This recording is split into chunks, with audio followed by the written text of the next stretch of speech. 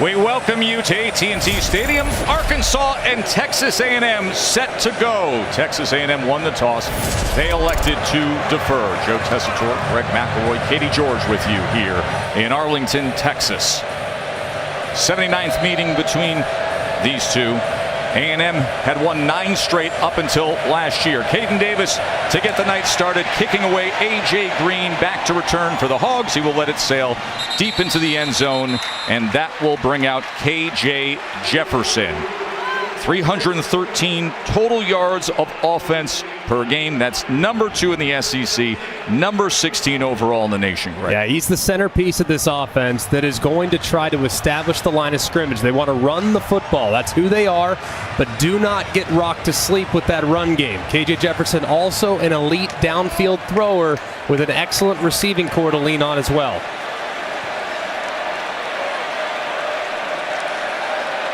Raheem Rocket Sanders in the backfield with KJ.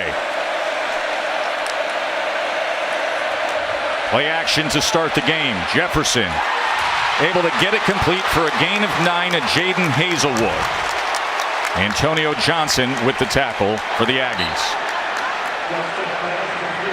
It's a tempo offense here for Arkansas that will try to catch you off guard once they get that first down. Sanders will go ahead for a gain of 2.5 yards. As Chris Russell made the tackle, Damani Richardson tried to strip it away at the end. It's a first down for Arkansas. It's a Texas A&M defense that has been excellent throughout the first part of this season. The offense has had their growing pains, but the defense has been playing at a high level all year. This is Jefferson keeping it and getting it close to the 40-yard line. He's a big body at 6'3", 242 pounds, tackled by Russell. You see Jaden Hazelwood coming off, reaching for that shoulder.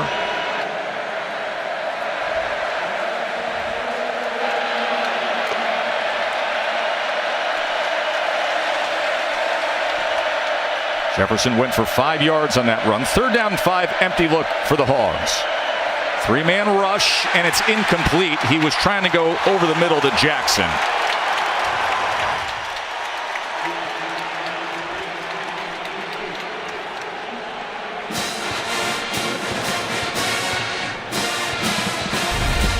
And this is a good job here in the middle of the defense, just spying KJ Jefferson and falling underneath this slant. As you can see right there, Edgerrin Cooper just reading the eyes of the quarterback, almost falling into it and causing the throw to be offline. 6'5" freshman punter Max Fletcher is going to reverse rotation this as it checks up, but not a long punt at all, as it is downed at the 34-yard line. Just a 25-yard punt for Fletcher. Max Johnson, his second start at A&M after transferring from LSU. Of course, he came in last week replacing Haynes King as the starting quarterback, and he was able to lead them to the win against Miami. He didn't do anything special. What he did do, though, is he took care of the football. He was smart, and he didn't take any unnecessary risks. So I think he's steady at the position, a veteran player that's played a lot of football, and the right guy for the position at the time when this offense has really kind of struggled to get any consistency going this year.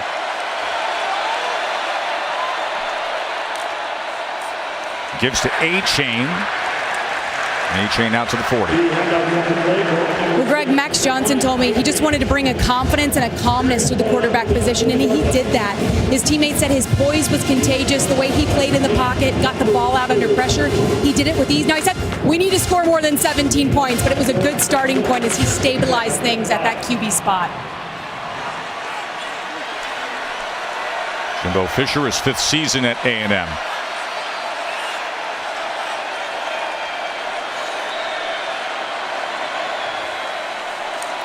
Second and 5. Flag comes down. Johnson with plenty of time comes across the field, but well beyond A-Chain.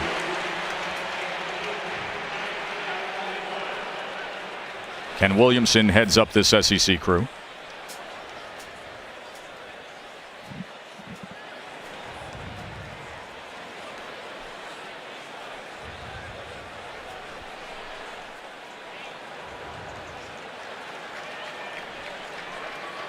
illegal shift, offense, 2 players moving at the same time in a long shift for 10 seconds. Logical penalty, repeat second down.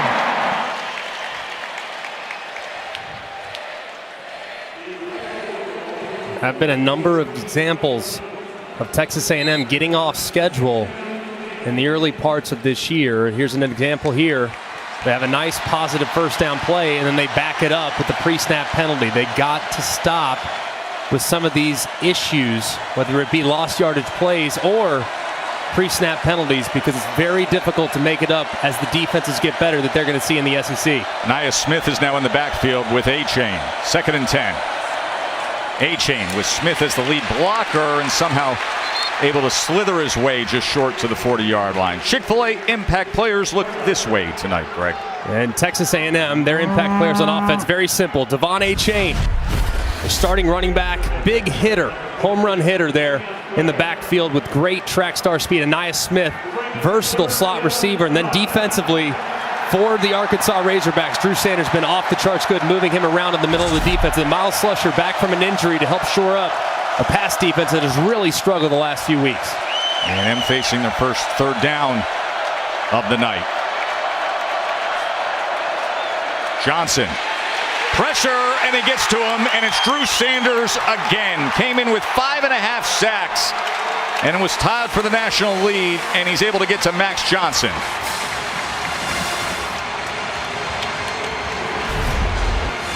And this is a great job just coming off the left-hand side. One-on-one, working against Zune, the left tackle. Goes long arm with the left arm. And there's really nothing that Max Johnson could do. Sanders just gets the left tackle, walked back, and he drops him for a big 3rd down stop. Constantino with a knuckler downfield. And Stevens is going to let it bounce, and it does so just inside the 30-yard line. So Drew Sanders keeps up his steady work this season. The 3rd down sack. We'll be back to AT&T Stadium right after this short break. You're watching the Dr. Pepper Championship Drive Game of the Week. ESPN College Football Primetime, presented by Subway. Dr. Pepper Championship Drive Game of the Week. Beautiful setting as the sun sets to our west here. Rays coming into the side of AT&T Stadium. 2nd offensive possession for Arkansas against that A&M defense. Statistically, a very good A&M defense. 9th nationally in scoring defense.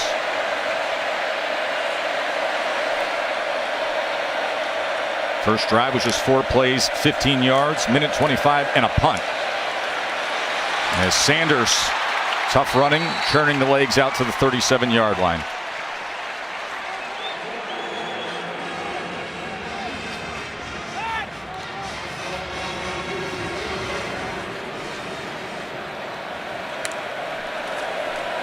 Second and 4. And that'll make for a 3rd and 1 as Sanders gets it to the 40. You can see the point of emphasis here for Arkansas. Just get the ball to Sanders and test this young defensive line for the A&M Aggies. 3rd down and 1. They go with a short inside handoff, stacked up, but an extra push. And that surge will move the chains. Antonio Johnson was the first to meet Rocket Sanders, who did go ahead for 2 yards on 3rd and 1. Kendall Riles, outstanding offensive coordinator. Does a great job of creating advantages and angles in the run game. Of course, comes from that Baylor tree, where it was really about the downfield passing attack, but has really transitioned beautifully at Arkansas to a run-first style of attack. First down, KJ Jefferson to pass. And now he's going to tuck, run, and get a chunk play out of it. And he is so effective when he gets those big wheels going down to the 32-yard line. Finally run down by Edgerrin Cooper. 26-yard run by Jefferson. And you're going to see the guys leave like this. There's nothing open, wide open. Take off. He does immediately with a ton of green grass. It creates a big play for the Razorbacks. And now they go with the receiver screen. This is Jackson. Jackson inside the 10. And touchdown, Hogs.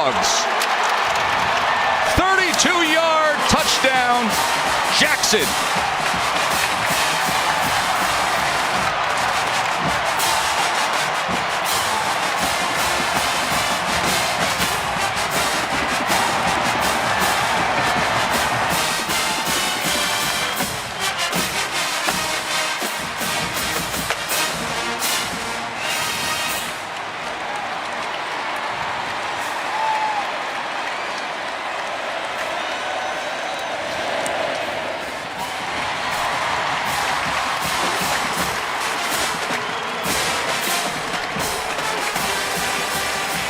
Ketron Jackson with the big play to get the night going. And really nice execution. You're going to see the linebacker immediately follow the cross action on the handoff, which means just one-on-one for the left tackle, Luke Jones, to get a piece of Richardson. Then you know Ketron Jackson with the speed is going to find the pylon. Just really well executed by Arkansas offense.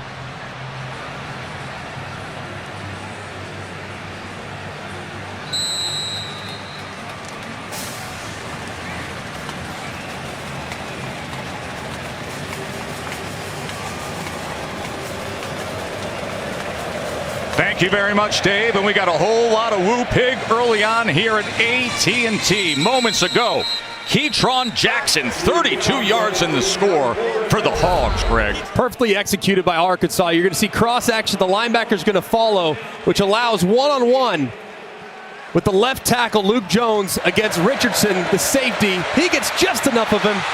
The Ketron Jackson puts on the jets and finds the pylon. Just beautiful misdirection.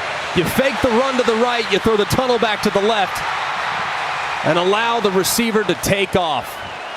Excellent drive there by the Razorbacks. You call these Hogs now, you better call them top 10. They've got momentum. Number 10, Arkansas. Number 23, Texas A&M. Of course, Max Johnson, his second start, took over from Haynes King a week ago, came up with a win against Miami. Win game, offense. Positive penalty. First down. Well, guys, Sam Pittman came over to KJ Jefferson just now, and he said, you started that with your legs. We're going to continue to run you. He told us in our meetings they wanted to get him on the ground early, and then obviously good things happen after that. Boy, and that big quarterback gets going, 6'3", 242 pounds, opens up the passing game. He did so with the screen to Jackson. 32 yards later, 7-zip Hogs. A&M's first drive was just 3 plays, -3 yards, and a punt. Here's A-Chain, and he is gobbled up and tackled for a loss.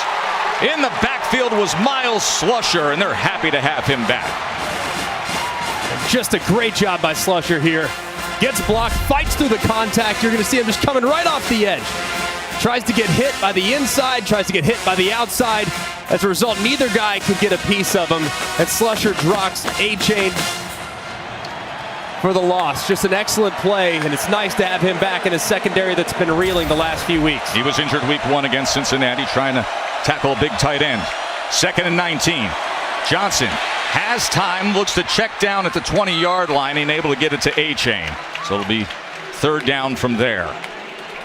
So far early on, Arkansas has done a good job of getting Texas A&M a little bit off schedule. Just a couple drives, but both 3rd down attempts for Texas A&M have been 3rd and long. Those are not down and distances that you can do well against when you're going against the nation's best team in regards to sacks. Arkansas coming into today, 17 sacks, leads the country already with 1 on the opening drive. That was Drew Sanders, the Alabama transfer, who was able to get to Max Johnson on the first drive. 3rd down and 12.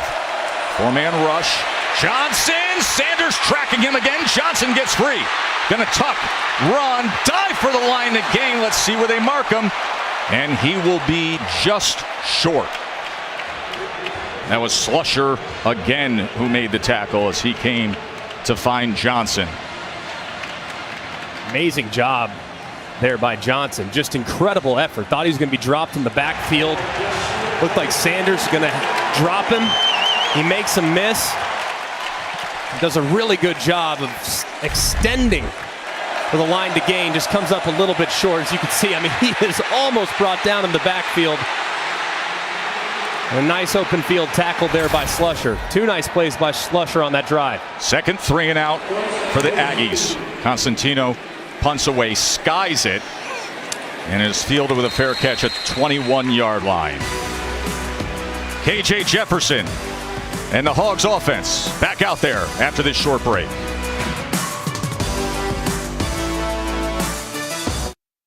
Little Woo Pig celebrating early. Keytron Jackson had the 32-yard touchdown to get the night going for number 10 Arkansas. This turnaround in recent years for Arkansas has been phenomenal. And you look at their offense, they got that big old line that you'd expect. They got the big quarterback who's overly athletic, right, and they can run the ball. Yeah, they can. And what I like about it is they can do it in a traditional sense, no doubt.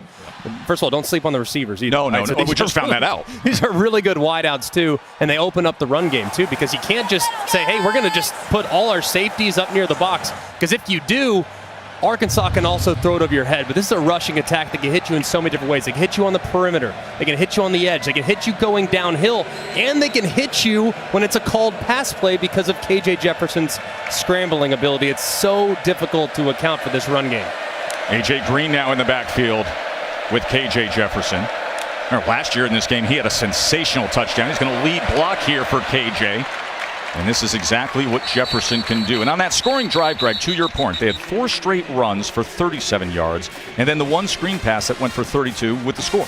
Yeah, and interesting from A&M, the first drive mostly zone coverage, where they're keeping their eyes defensively in the backfield, not really allowing for the quarterback run. That second drive mostly man, so it'll be interesting to see what they end up doing moving forward. Here's Green, as Green goes ahead and moves the chains on 2nd and 4. Good play calling and balance from Kendall Briles early on. There is the play caller. DJ Durkin's the defensive coordinator for Texas A&M. They met up a year ago when Durkin was at Ole Miss. Kendall put up 51 points in that matchup. Here's Green again as he goes for 9 yards. Mentioned last year he had a sensational 48-yard touchdown catch, wheeling out of the backfield, made 4 Aggies miss, had a great spin move. It was one of the plays of the game in that Arkansas win. 2nd and 1. And he's getting good work here, a couple yards and another first down. If you look at Arkansas, I mean, this is who they are, too. They utilize that tempo. They're not crazy hyper speed, but, man, they got it in there. And right now, when they have momentum, you'll see Kendall Briles start to ramp it up a little faster and a little faster, just like he's doing right now.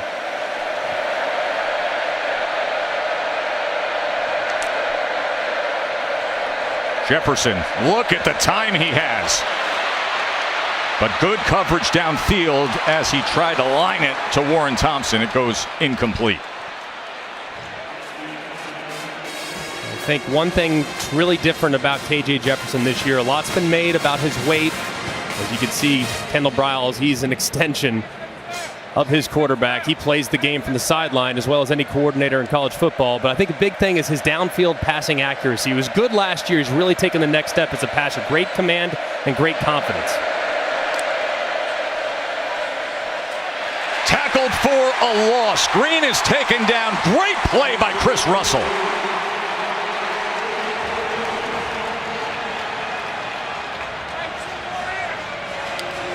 It's just a great play here by Russell. You're going to see him. He's just unblocked, and he makes the play.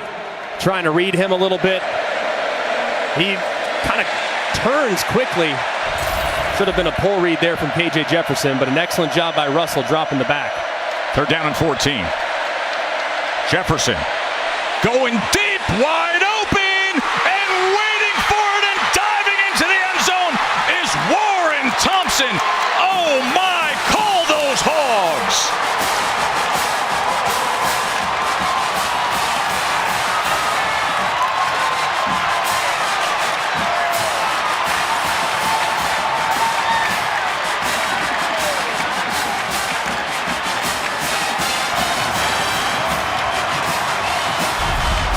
And this is a defense that's basically designed saying, hey, you cannot throw it over our head. But you're going to see this guy come and grab the safety, that piece of cake over the top. Really nicely done, as it takes a half second to develop. And a little late to identify, but a nice throw by KJ Jefferson as they get behind the defense. KJ Jefferson, he had time to wind it up. He had time to rip away. And he said, why not? Big 84 is striding. Let's do this in Dallas.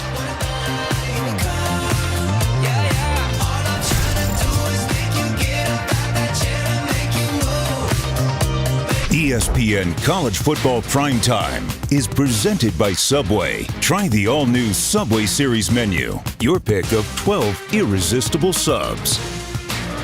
Of course, plenty of Arkansas connections with the Dallas Cowboys and this place. Jerry Jones was out there greeting Hogs fans earlier tonight. Let's go to the studio to Matt. Joe Tess, good evening. Our All-State Mayhem moment. I got a couple of them for you. First, after recovering an onside kick, Florida an opportunity at the end of the game with Tennessee. Anthony Richardson picked off, just the second win against Florida since 2005 for the Tennessee Volunteers. And in Lubbock, in overtime, ball game. Texas Tech beats Texas in Lubbock for the first time since 2008. Just a wild 3:30 window, gentlemen. No doubt about it. I'll tell you, that Texas Tech program is finding some early momentum with that staff, aren't they? Yeah, it's been fun to watch that group. Bad snap. Max Johnson able to secure it. And salvages it before he's taken down by Bumper Pool. Katie. Well, guys, after the App State loss, Jimbo Fisher said the only thing that's no longer on the table is an undefeated season. Our goals are still very much in front of us. We can win our division, we can win an SEC championship, and we can get to a college football playoff if we learn from our mistakes. We got to have some urgency. Urgency was felt in the Miami win, and you can feel the urgency on the sideline as Jimbo Fisher continues to talk to his QB, Max Johnson.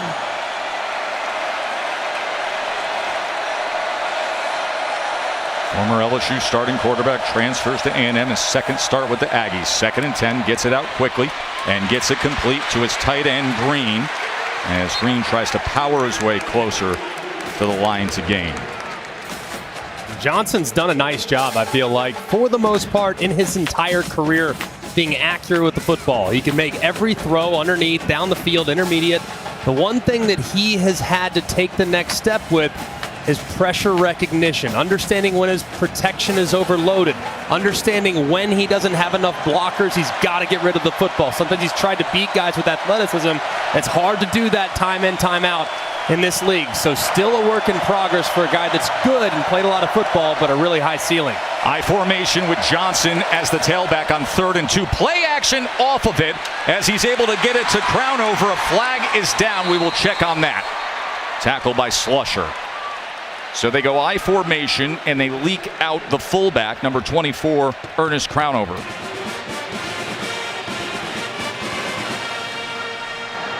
Illegal shift. Offense. 2 players moving at the same time and not reception for 1 second. 5-yard penalty. Okay, 3rd down. 3rd penalty on the Aggies tonight. And you're going to see it as the motion starts to work to the left. And you're going to see both backs slightly move. Watch, there it is. 2 guys move at the same time. This is what A&M just continues to do. I mean, just one mistake after another. You have a fresh set of downs. You convert easily on the 3rd and short. Now, you back yourself up because of a self-inflicted mistake. And you just can't continue to do that. And it feels like that's been the theme here in the first month of the season for the Aggies. So out with the big body backs and in with the speedy A-chain with 3rd and 7. Pressure right up the middle against Johnson. Gets it free, but it's incomplete as it was low, intended for Evan Stewart. Bumper Pool was coming in on Max Johnson.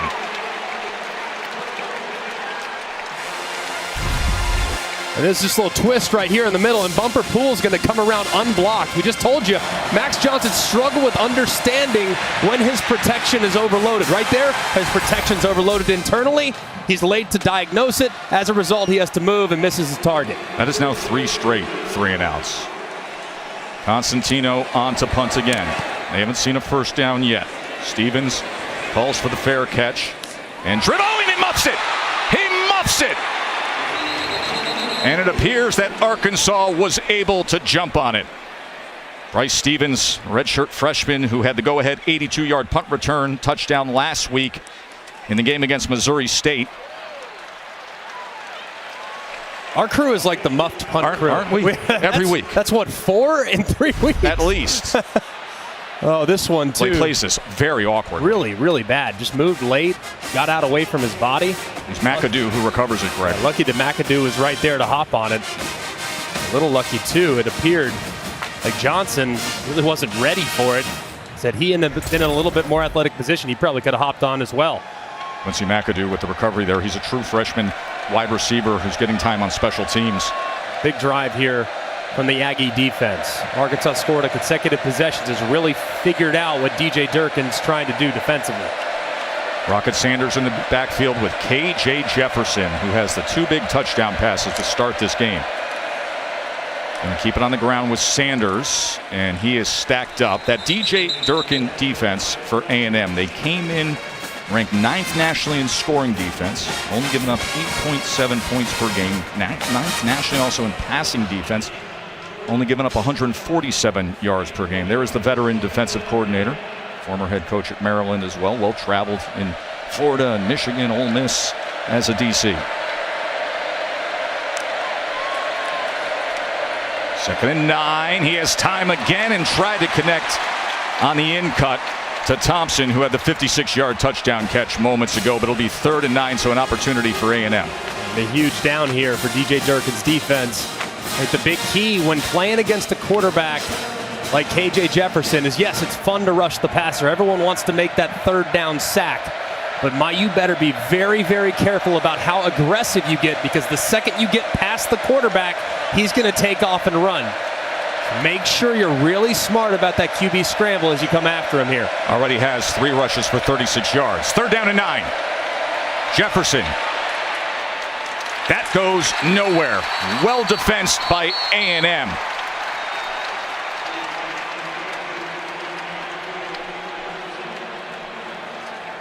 Thompson only able to get a yard that time as they were swarming to the ball. Good job there by Durkin. Decided to go with a little quarterback spy. Had Cooper basically just tracking KJ Jefferson. As he broke contain, he forced the throw early. Nice adjustments there by the Aggie defense. Arkansas's first 3 and out of the night. Fletcher to punt away. And it is a knuckler that's going towards the sideline with a fair catch by Smith at the 33-yard line.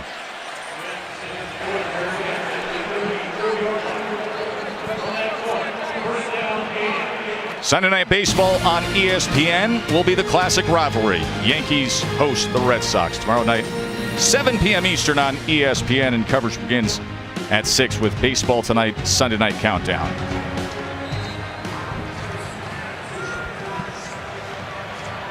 There got to be something here for the Aggie offense. The first few drives, they just completely shot themselves in the foot. Bad snaps, pre-snap penalties.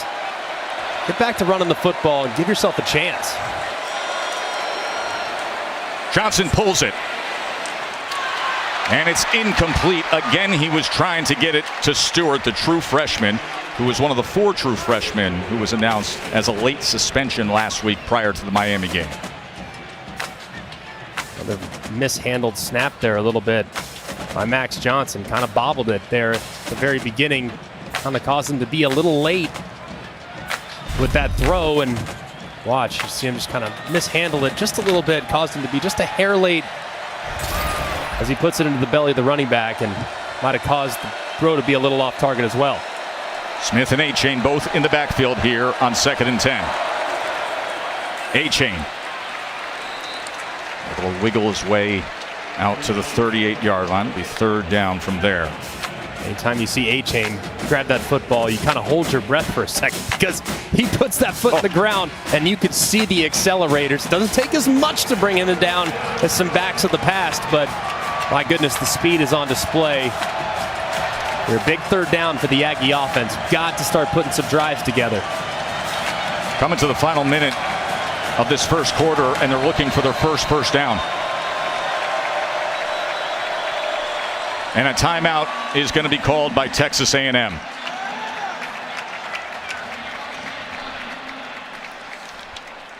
You know, it's interesting. We had this discussion, Greg, about A&M and the opportunity that lies ahead. Obviously, the shocking upset loss to App State, but then you get right in front of you the bounce-back opportunity, and they deliver. It wasn't the prettiest thing against Miami, but the bottom line is you got it. The number 13 Miami team, you get it. So now, here they are with an opportunity to regain their status. Correct. And honestly, it's been a really rough start tonight. No doubt about it. But still, it's the first 3 games of the season, okay? It didn't go the way you wanted it to go, but still, there's everything right out there in front of you.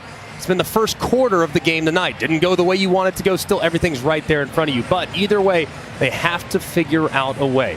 Whether it be tonight or beyond, they have to stop making critical errors in simple moments. Pre-snap penalties, bad turnovers, having holding penalties, just things like that that can't happen for teams that have high expectations and high aspirations. Empty look here for Johnson off the timeout. 3rd down and 6. Can they find a first down? Incomplete. He was trying to get it to Anais Smith. And that was Slusher again with coverage. He has been very active so far. So now 4 possessions for A&M. 4 3-and-outs. 4 punts. You could see Jimbo Fisher communicating with the wide receivers. Not a lot of separation there as Slusher made a nice break on the ball. Constantino, it's a punt again. Stevens, remember, in trouble fielding it last time. Fair catch secures it right around the 15-yard line. Fighting Spirit moment brought to you by Modelo. A closer look at KJ Jefferson. And he's off the charts. I mean, so good. Great feel for the position. This particular play that led to the opening touchdown. This is it. Just a play later, finding Jackson on the tunnel screen. He takes off north and south, finds that front pylon. And then the following drive, slow developing play, finds the deep post over the top to Warren Thompson. KJ Jefferson has come out and played with great urgency, and this offense has needed him to. As a result, they have a big lead here in the first quarter.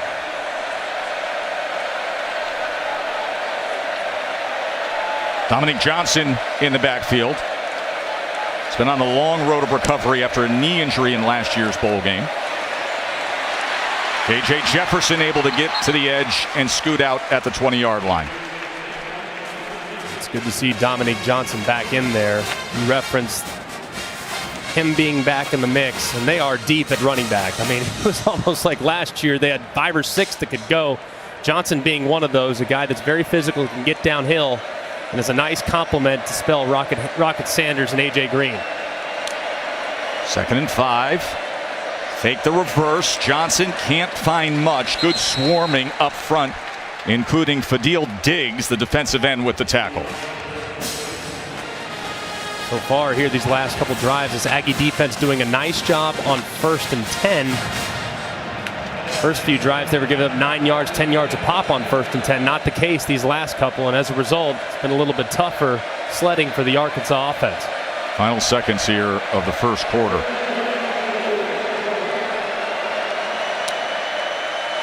And they're going to let it hit 000s, and why not? They had it their way. Arkansas came out, showcasing KJ Jefferson and all that speed. Keytron Jackson had the 32-yard touchdown.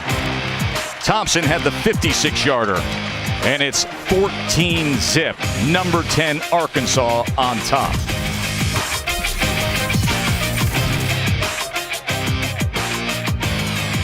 TNT Stadium, watching the SEC on ESPN. Number 10 team in the country with a 2-touchdown lead over the Aggies. And look at what the Hogs were able to do, averaging 8.1 yards per play in that first quarter.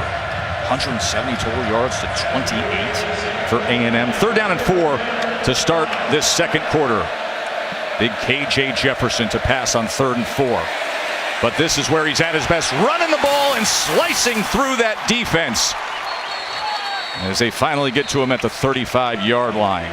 Antonio Johnson and Damani Richardson able to corral KJ. Just a great job there by KJ. Nothing open.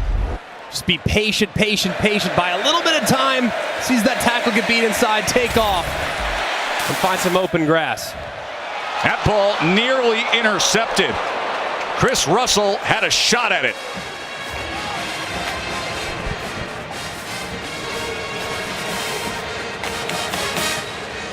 very close here.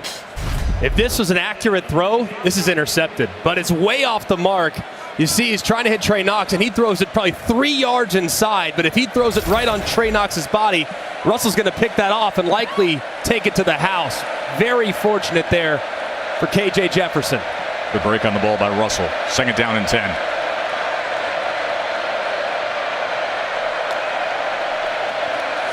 Johnson, well blocked, and a 1st down for the Hogs.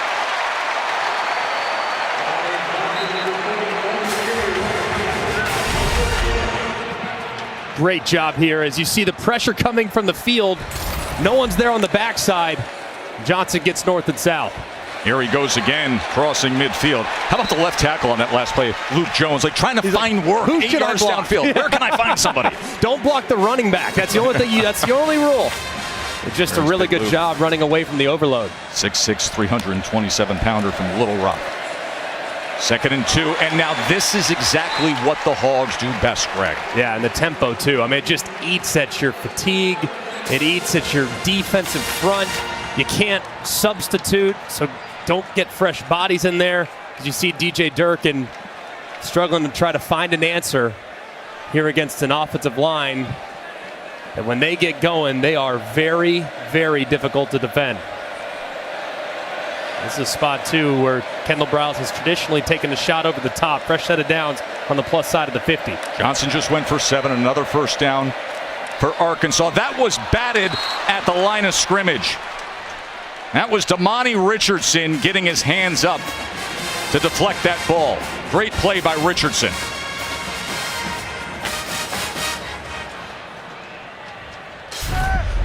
Great play here by Richardson on the late throw. Once it's intercepted, really good eyes there by the safety. Dabinion, the freshman running back, return motion, and then they go the opposite way on a counter, little push pass to Hornsby, and Hornsby is tracked down, pursuing down the line. Remember, Hornsby, the backup quarterback who came in last year against A&M for a then injured KJ Jefferson and led the Hogs on their final scoring drive to put them up by 10 points in this rivalry game. He's the fastest player on the field, so they're going to find a way to utilize his speed. 3rd down and 11. Reverse is bobbled by Hornsby, and A&M was all over it. So the defense does their job.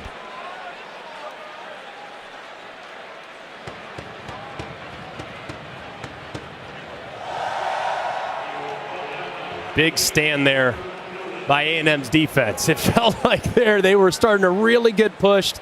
The surge was coming. They held in there just a little bit, and thanks to a couple of miscues there by Arkansas's offense, they're going to get off the field.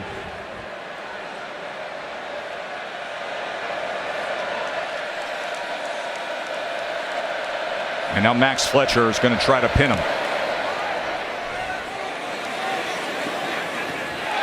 Checks up inside the 5 and down at around the 7-yard line. So a good job from the true freshman punter, Max Fletcher.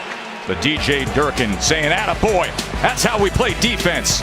Now let's see if that O can get and go.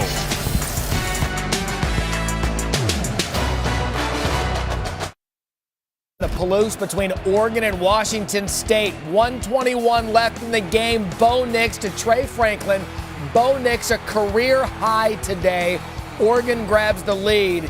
And then late in the game, Mace Funa, pick 6, ball game. Washington State tacked one on late, but Oregon comes back to get the win.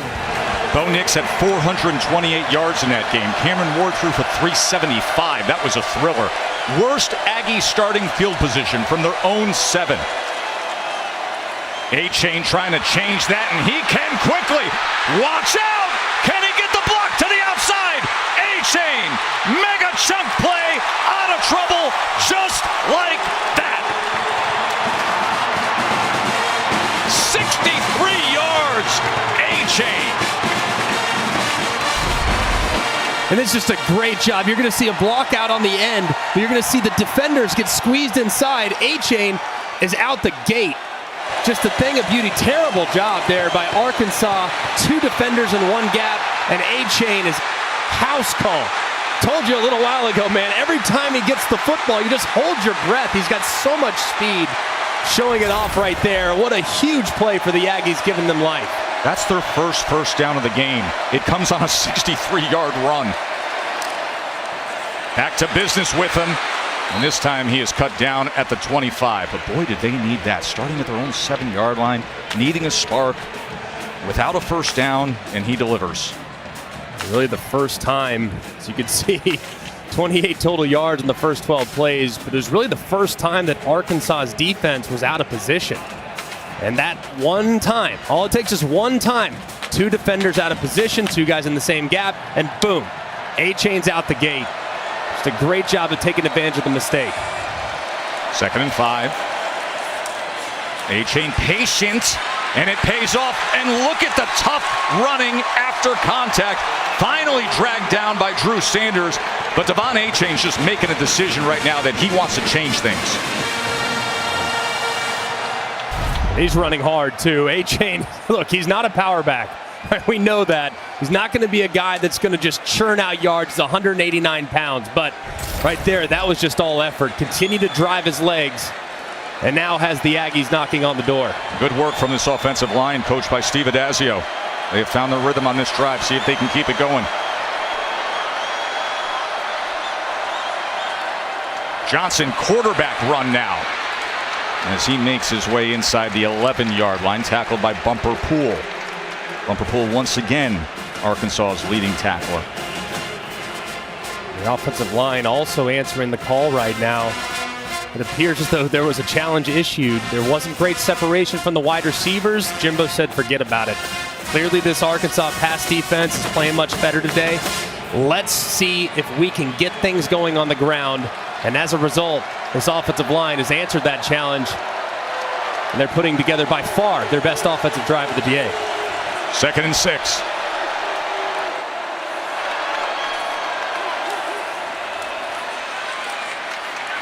Only a couple yards this time as he was backed up. There's Chris Paul and Isaiah Nichols throwing back A-Chain. It'll be 3rd down and 4. Huge down here for Arkansas's defense. You can just leave the field after surrendering just 3 points after that huge play. You almost feel like it's a win. So a really big down in this football game here. Jimbo Fisher opt to keep it on the ground. Or does he opt to put it in the air? I think you have to put it in the air, but I'd throw a little swing route here to A-Chain. I would get blockers out in front. I'd give it to my speed back, see if he can't catch the edge. Texas A&M is going to use their 2nd timeout. They'll be facing a 3rd and 4 at the 10-yard line when we return.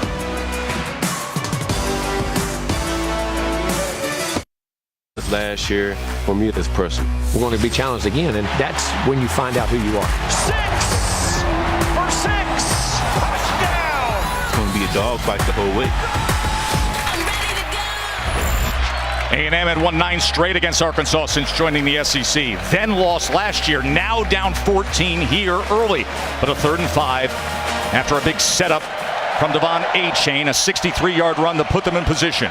Do they get the payoff now? By the way, A-Chain, bottom of your screen, down there at the 10-yard line, 3rd down and 5. Keep an eye on him. I like him in the passing game always. If I can get him matched up in a favorable spot, he can certainly win in one-on-one coverage. Doesn't matter who's covering it. This offense was sleepy. Now all of a sudden wide awake. Can they cash in right here? Here comes the pressure right up the middle from Arkansas.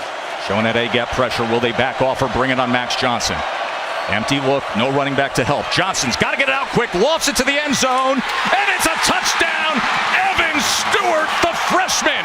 Boy, did they need that. Delivered. Gig 'em.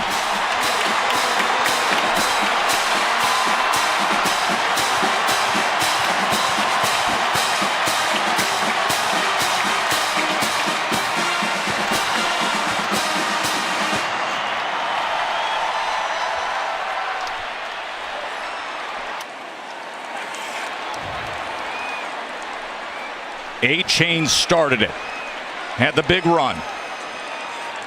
Offensive line responded. Max Johnson on a big 3rd down. They went 93 yards there. They had their worst starting field position and said, we got to make a decision. How bad do you want it? This badly. Johnson, Stewart, cashed in. There is energy in this building now, folks.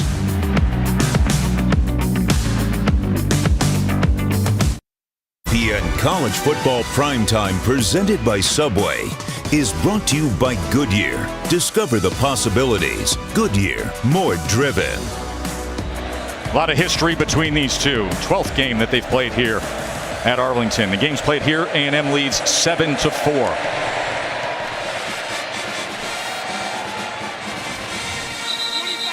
Coming together moment is presented by Verbo.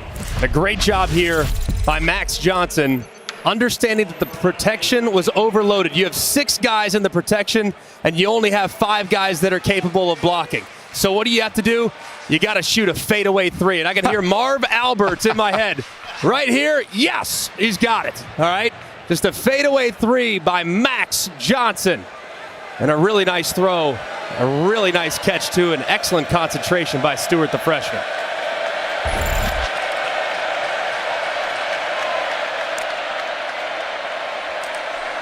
And now Sanders takes his turn, and a nice run for 12 yards. Rocket Sanders. You know, guys, Anais Smith spoke with Evan Stewart and Chris Marshall following their suspension, and he said this: you may be freshmen, but it's time to grow up. Everyone on this team needs you to be playmakers. Being selfish is no longer an option. He responded well. That's good leadership. Responded well right there. And boy, did that A&M offense respond well. Their first 4 drives, 4 punts, didn't have a first down. Then that drive, on 3rd downs, they were 3 for 3. 97-yard touchdown drive. Really nicely done, too. And you saw the speed and the talent that's on this roster. It's just the execution has been lacking. But if it can all come together, there's plenty of opportunity to score points. Over backfield on 2nd and 8. Jefferson's going to keep it himself. And just with that size, he goes up against Amani Richardson. I mean, Richardson's not a small safety. He's 6'1", 210, but Jefferson goes forward at 242 pounds and gets those 3 extra yards. 6-yard run for KJ. It's tough to make comparisons to all-time greats, but he just moves the way he moves. I'm not saying he's not saying this, all right? But he moves like Cam Newton. The way he finishes runs and he always falls forward. He's just a powerful guy that really is an effortless mover with how he carries the football. 3rd down and 2 now. Quarterback runs straight ahead. And that's exactly what you're talking about. That power, that ability to turn the pile as he drove Shamar Turner ahead. And Turner's 6'4", 300 pounds, the sophomore from DeSoto. And even if the hole isn't there, it doesn't matter. I mean, when you are 240-plus pounds with a full head of steam, you can definitely make the defense feel it regardless. Fadil Diggs is down, starting defensive end for A&M. And yes, he's a first-year starter, but there are so many you talk to in this program, they would consider him the leader of the defensive line. Came to Texas a couple years ago from New Jersey, and he has been very productive. So while they tend to him, we'll take a short break.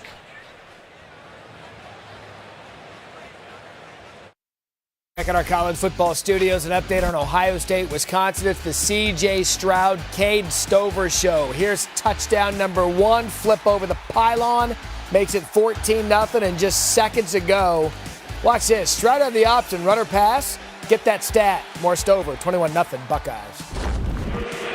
Stroud is off to an amazing start for Ohio State this year. 8 for 8 to begin that game, couple of touchdown passes as they are rolling against Wisconsin.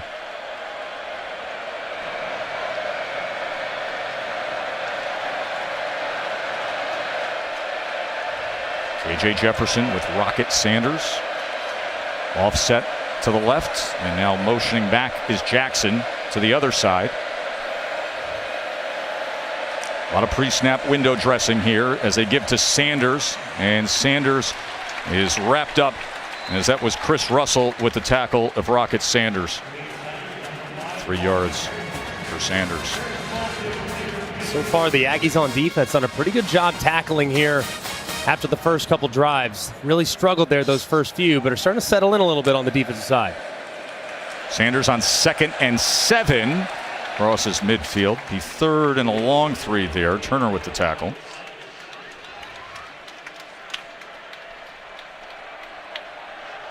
Definitely 4-down territory too if you're Arkansas. The way you've been running the football and knowing that you have a 240-pound quarterback, I would definitely hand this one off and you can come right back, run the exact same play on 4th down if you're short. What a luxury to have.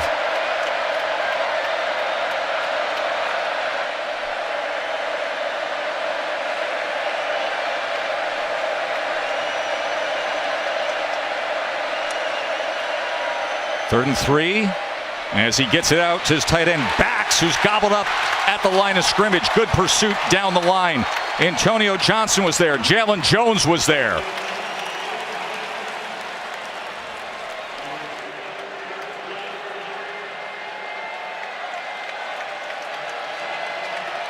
Offense staying on the field. 4th and 3. A&M 46-yard line.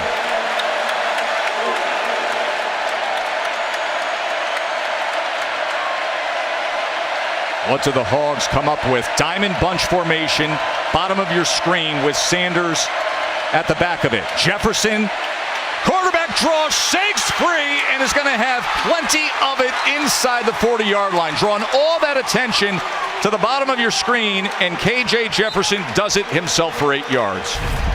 Yeah, this is really nice. You're going to see just 3 defenders on that side of the center with 3 guys to block.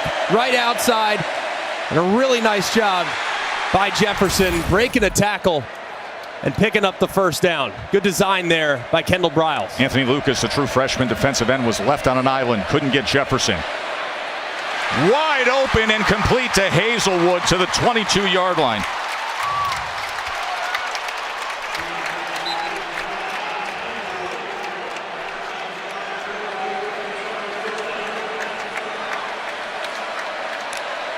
Arkansas on the go.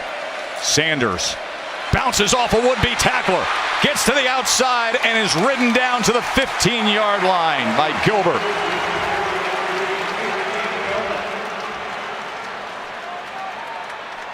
A nice rhythm here now from Arkansas's offense. They'll just continue here on 2nd and short, continue to hand it off, impose their will at the line of scrimmage. Longest drive of the game for Arkansas. This their 11th play. Inside screen, Hazelwood's free, cuts inside the 5, and it is going to be 1st and goal, Hogs.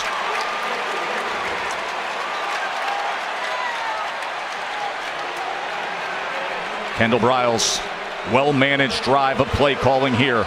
Quick to the line is Jefferson. 1st and goal. KJ's going to run it again, diving, fumbles the ball, and Chappelle's got it. Tyreek Chappelle in the right spot as he hands it off to Richardson. Here he goes. Wow! Can you believe this? What a turn! Touchdown in the most unexpected way possible. Fumble, handoff, scoop and score. Gig 'em again.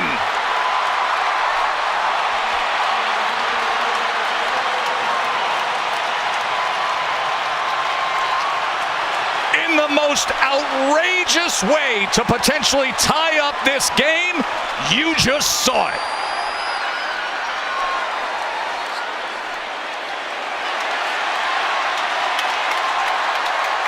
Chappelle recovers it, gives it to Damani Richardson, who says, I'm going to track meet this thing wire to wire.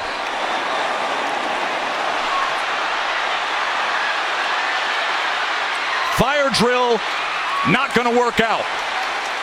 But the Aggies close to 1. KJ Jefferson tried to launch himself from far out. Ball came loose, and DJ Durkin's active defensive back says, let's make something of it. 16-yard scoop fumble, 82-yard return by Richardson, Greg. And a massive mistake here as you see him extend. Doesn't have the ball in tight to his body. Ball gets jarred around, and Chappelle does an amazing job of finding it. As you can see him starting to extend there. It looks like Russell, number 24, is the first one to get a hand on it. But this is such a heads-up play. I mean, right here, he's totally bottled up. But Richardson said, give it to me. And he does. They hand it off quickly. It's obviously backwards. It's a thing of beauty. Just an unbelievable turn of events and a great play by the Aggie defense. That is just heads-up football. That is wanting it. The first turnover of the game goes for an 82-yard return score by Damani Richardson. And give credit to the linebacker, Chris Russell, for forcing that fumble as K.J. Jefferson thought he was going to be Superman, and all of a sudden, you got Aggies sprinting the other way.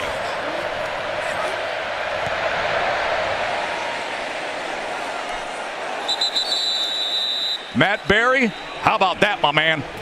Joe Tessitore, it has been a wild day of college football. Coming up in the Mercedes-Benz halftime report, Florida-Tennessee goes down to the final play. You'll want to see that one. Plus, Clemson and Wake Forest, they needed overtime to settle that one, and we had another overtime game between Texas and Texas Tech.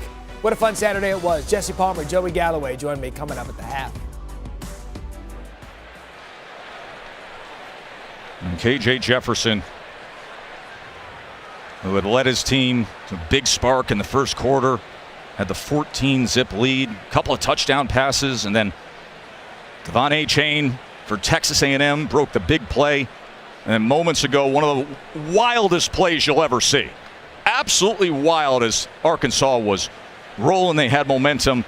The fumble, scooped, handed off to Richardson, and 82 yards he sprinted the other way for the touchdown. And that's how we have a 1-point margin after the blown PAT. Sam Matthews, a backup linebacker who plays special teams, and the highly recruited Smoke Bowie, the backup defensive back, were both shaken up on special teams coverage. So they were slow to walk off the field. I just can't get over the handoff. Wasn't great? It reminds me of 2005 National Championship game, USC and Texas.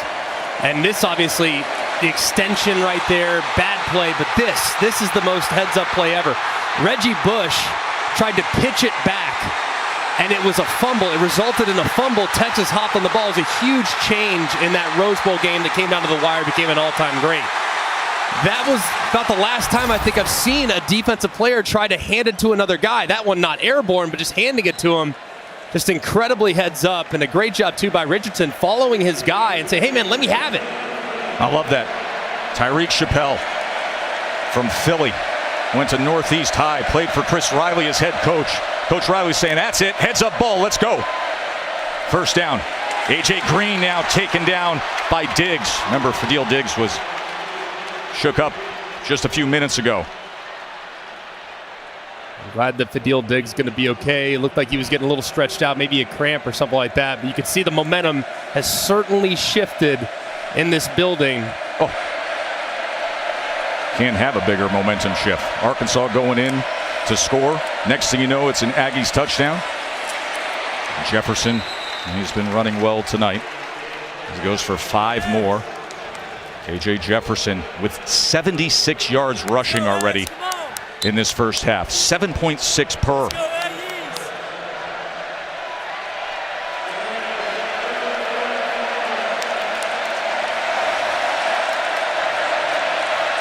Third down and 5.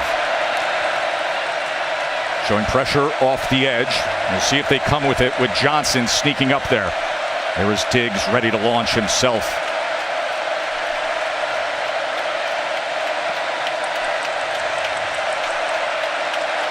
Play clock coming down, and with that, K.J. Jefferson is going to use a timeout. That is their first of this first half.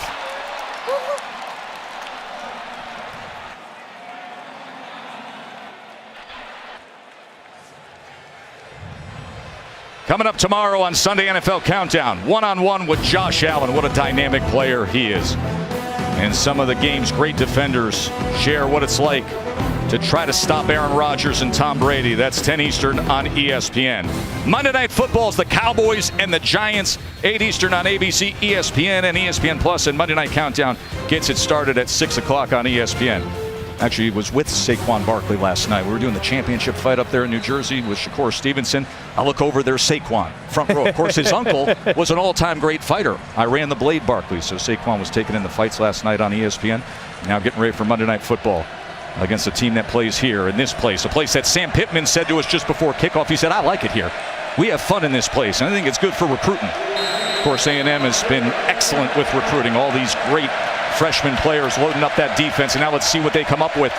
This defense with a 3rd and 5 for Arkansas. Empty set for KJ Jefferson. As now Johnson comes into the backfield. Back from that long recovery off the knee injury. 3rd and 5, just a 3-man rush, and yet they're able to hurry him. And now get after him and bring him down. Chris Russell had the forced fumble moments ago, and now the sack on 3rd down for the Aggies. And these eyes are in the backfield all the time. They know what KJ Jefferson's capable of. Look at Russell, 24. Just keeping an eye on him. Do not let him get outside. And then close. Just a great job there defensively by the second level of the Aggie defense. Gets flushed from the pocket, and then boom, you shoot your shot. As a linebacker, when you get that green dog opportunity, and Russell drops the outstanding Jefferson in the open field. A timeout is being used by A&M. That is their last of this first half. And how about Chris Russell all of a sudden? Came up big with the forced fumble, comes up big there.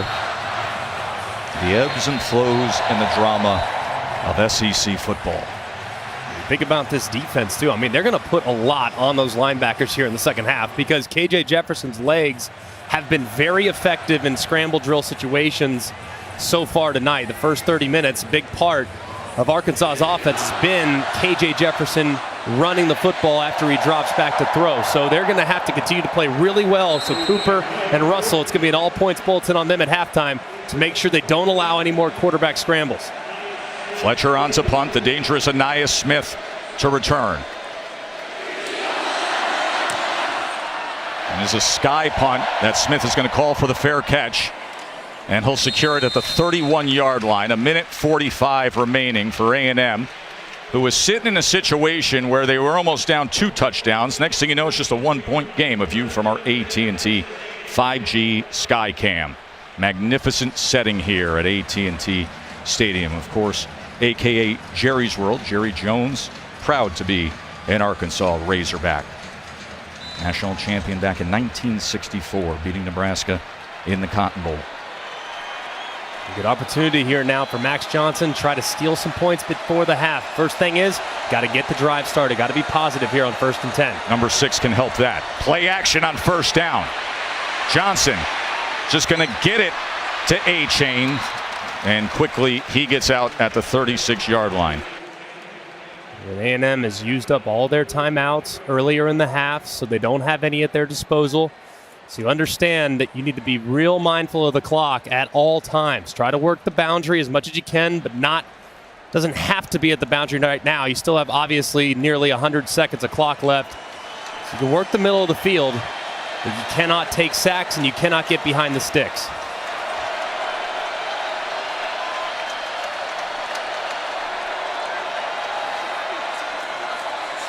Johnson. Complete pass midfield to Stewart again. He had the 10-yard touchdown earlier. Flag is down. Back at the 37-yard line. Jimbo says, what's that about?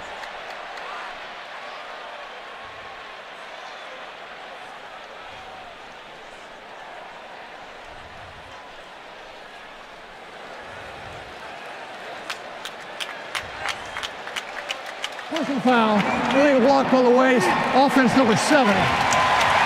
15-yard penalty for the line.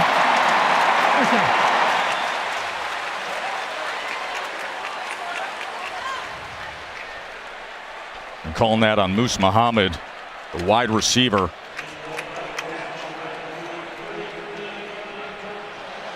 This was a kind of an interesting play here. As Moose Muhammad looked like he was kind of falling down, but he got in the way of an Arkansas defender. As you can see right here. Yeah, I think that's probably a good call. It looked a little bit more from a distance like he was out of control, but there he looks like he's a little bit more under control.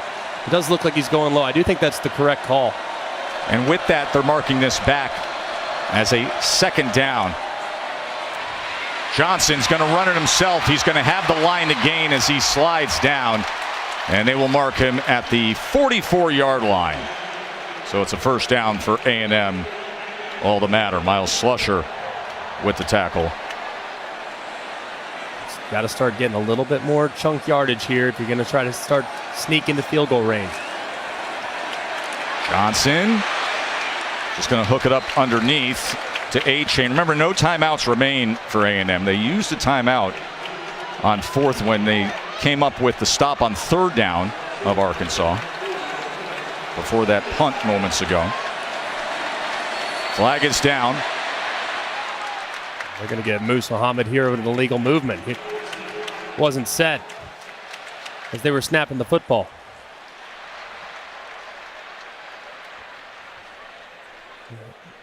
It'll be a 10-second runoff, too, because A&M doesn't have a timeout to preserve it.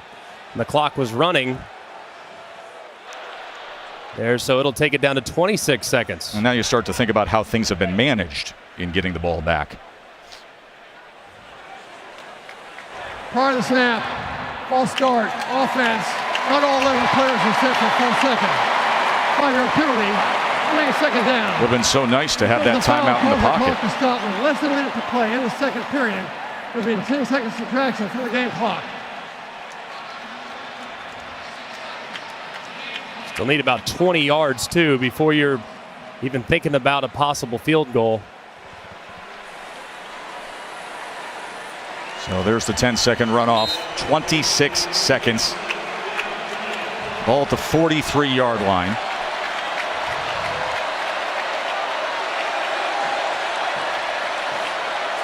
Four-man rush against Johnson.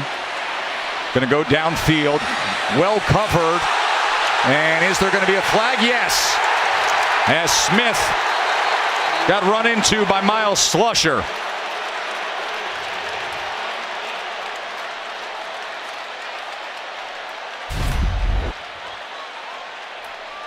A little bit of a prayer there, but you could see it looked like Johnson kind of put his right leg out a little bit. I think that's obviously the correct call, even though many Hog fans don't like it. Now, right here, if you're Johnson, you have to tell your guys, hey, 5 yards quickly out of bounds, because you're right on the cusp of a field goal.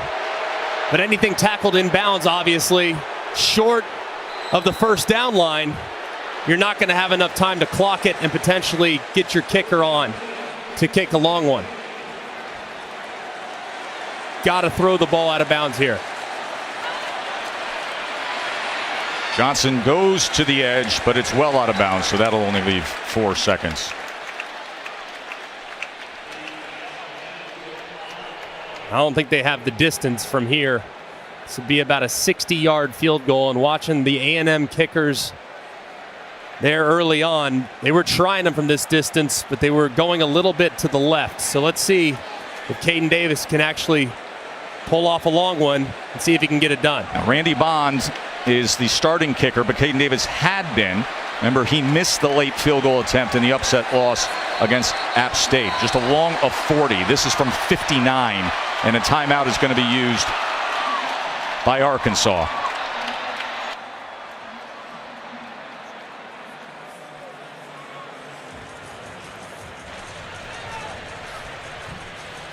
You know, sitting here and watching this game, all of a sudden you think, okay, this is taking standard form here with Arkansas before halftime. Greg, they're coming down the field. They got the big Hogs up front running the ball well. KJ Jefferson is making plays with his arms, and then all of a sudden he decides he's going to go Superman. Yeah. The next thing you know, you got Chris Russell punching it out. You got Chappelle picking it up, and one of the smartest, just most aware football plays you'll see. Well, and the big thing in college football, turnovers and explosive plays. That's what wins and loses games, ultimately that. So you are going in, you're about to score, you're about to be up 14, and boom, your best player makes a careless decision to try to extend the football from a distance. It gets ripped out. Chappelle gets it, hands it to Richardson. And what becomes a great play for the Arkansas Razorbacks flips on a dime. And now A&M with an outside chance after a potentially long field goal to steal the lead at halftime. But it looks like now A&M's going to put their offense back on the field, thinking twice about the distance. And like I said, I was watching the kickers earlier. A&M really wasn't close from 60 yards. So I think this is probably the correct decision if you're Jimbo Fisher, especially knowing you have length at wide receiver. So they say, go take a seat on the long field goal, Caden Davis. We're going to launch this thing. And Johnson was hurried, and that had no chance. That was a wild half of football, right? Arkansas comes out, and they are rolling.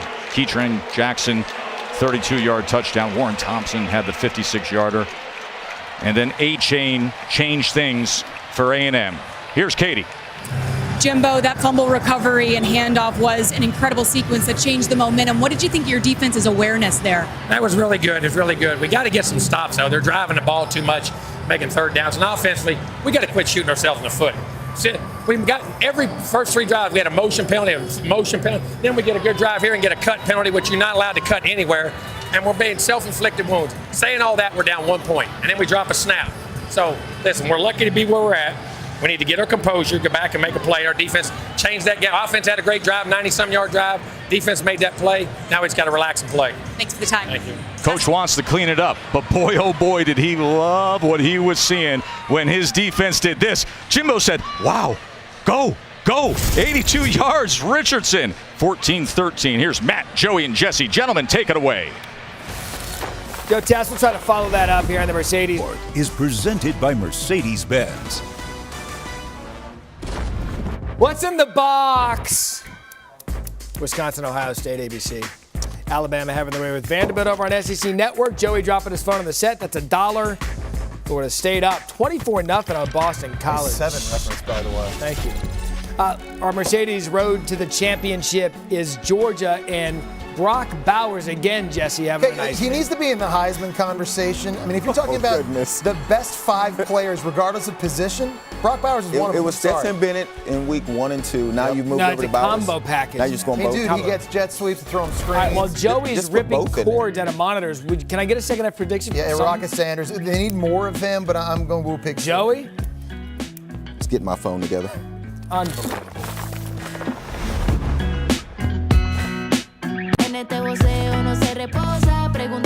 Fun one here with ESPN College Football Primetime, presented by Subway, the Dr. Pepper Championship Drive Game of the Week. Arkansas was up 14-zip. Texas A&M came back. They had a failed PAT, and that's why we have 14-13. Remember, A&M won the toss to start the game. They elected to defer, so they will get the ball here in the second half. The dangerous Devon A-Chain is back to return. We'll see if he even gets a chance. And he will not. Moments ago, Katie was with Coach Pittman. What was your message to your team? I mean, going in there, we seemed like we were kind of down because we're up 14 and had a chance to go up late. We got to forget about that. It is what it is. It's realization. We got a 1-point lead. What will we do for 30 minutes? What's it worth to us for 30 minutes to walk out of here undefeated? I think we'll have a really good half. Thanks for the time. Thank you a lot. There's a flag down on that kickoff. Interesting to hear Coach Pittman in assessing his team's mentality after that wild play. Fumble return that was brought back 82 yards by Richardson. It's actually an offsides call, so I'm going to start at the 30. Johnson hit as he throws, and it's incomplete, but a flag is down at the 40-yard line.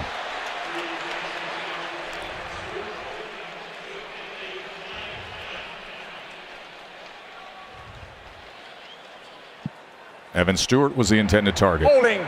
Defense number 3. 10-yard penalty at previous spot. Includes an automatic first down. That's Dwight McGlothern, starting quarterback who gets called for the defensive holding. Hey, what'd you make of Coach Pittman's comment there? It's like, yeah, okay, the big play goes against us, but everybody felt like they were down. Put it in the past. Yeah, I get that, though, because you feel like you're about to completely take this game over, and the next thing you know, you're in a dogfight, right? So it's understandable that the mojo of the team was certainly taken away from it there at the end of the half, but they did a lot of good things. They outplayed A&M for a vast majority of it. Just need to get back to continuing to execute and quit make mistakes. Max Johnson, good initial burst to charge ahead for a gain of about 8 yards there. Jackson comes up with the tackle. Conversely, for A&M, they can look at themselves, too, and say, man, we made a lot of mistakes. I mean, whether it be pre-snap penalties or they just didn't get aligned properly or they didn't have the proper protection, but they made a couple huge plays that now keep them in it. So if they can play a cleaner half, they'll be much more efficient offensively. So I think both teams probably kicking themselves going in, knowing that the score could be very, very different. 2nd and 2. A-Chain is going to move the chains and cross midfield. Bumper Pool with yet another tackle. So far for A&M, a big reason why this offense has gotten going is really the rushing attack. Much has been made of Arkansas's inability to cover and the struggles they've had in the secondary. Everyone thought this might be the opportunity for A&M's passing game to really get going, but that hasn't been the case. Arkansas's secondary has been great, but they haven't done a great job handling A-Chain, who's had a couple of big moments, and expect a lot of opportunities in the second half. Pressure off the edge. A-Chain picks it up, and with that, able to get the completion to Green, and Green breaks free. Donovan Green, as A&M on this opening drive of the second half, down to the 22-yard line already. A good job by A-Chain coming across the formation and picking up Slushers coming off the left-hand side. Was unblocked, but Slusher gets picked up by the running back, which allows Max Johnson to step up calmly and find Green crossing the formation. Just a great job there in protection by the Aggies.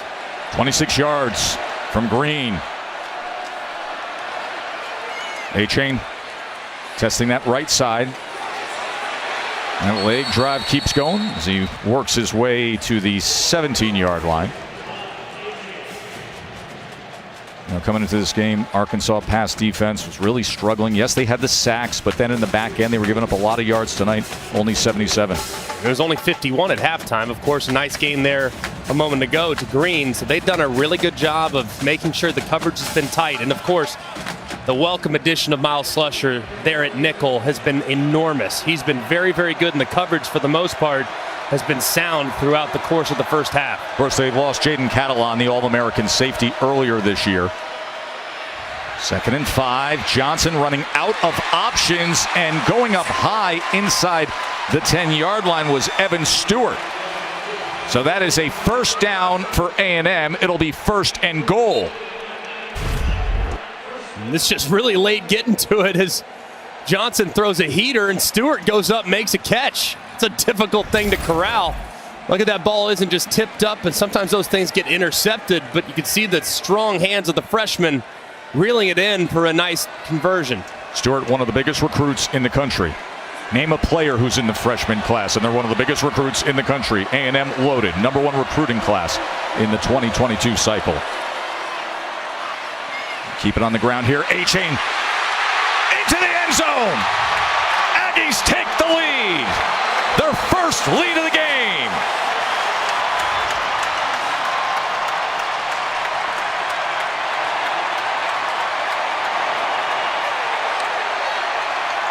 Devon A-Chain, a 9-yard touchdown, and a very well-managed, good-looking opening drive of this second half for Texas A&M.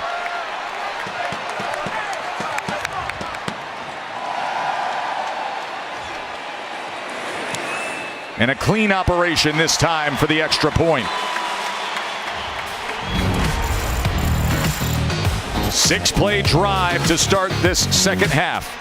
Devon A-Chain squares those shoulders, hits the accelerator, and right in for a 20-14 Texas A&M lead.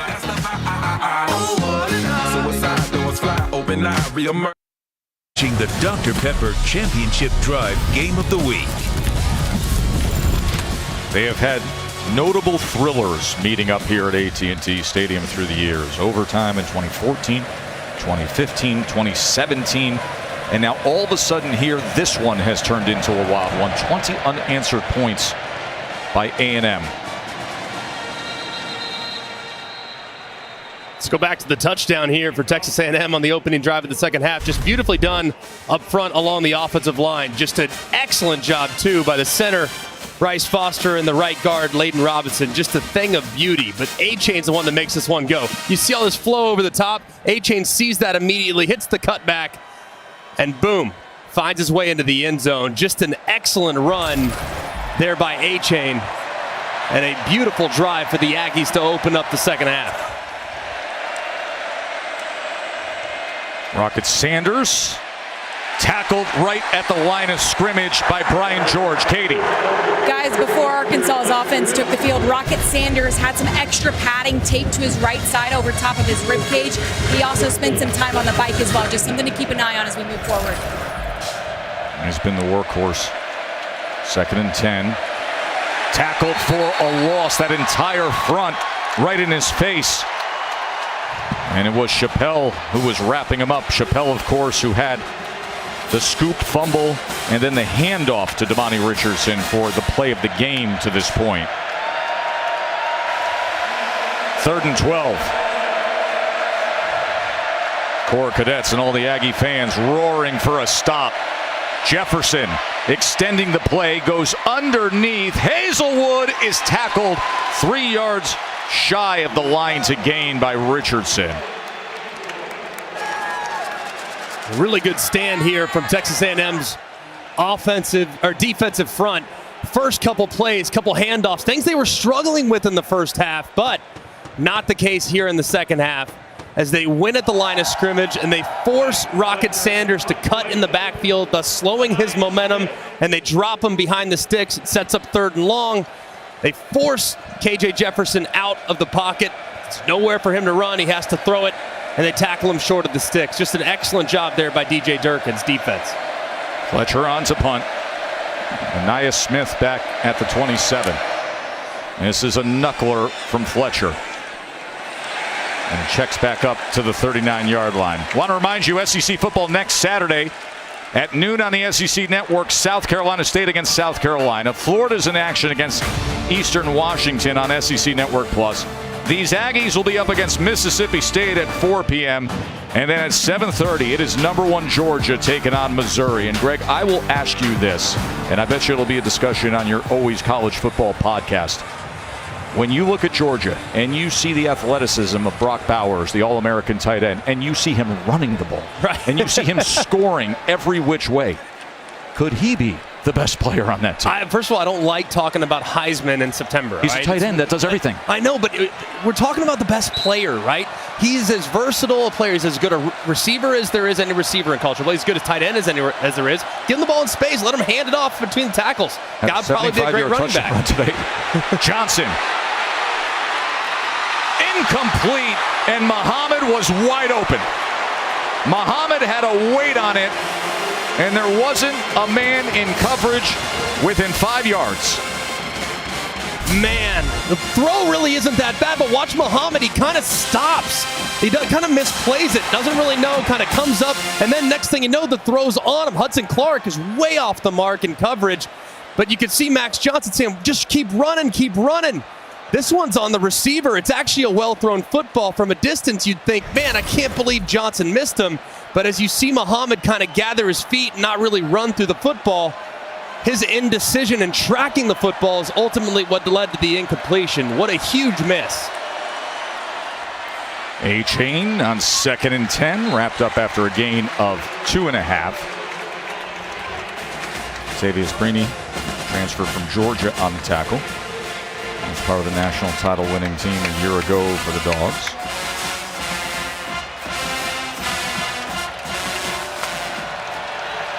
Big 3rd down here for Arkansas's defense. You're given the gift on 1st down.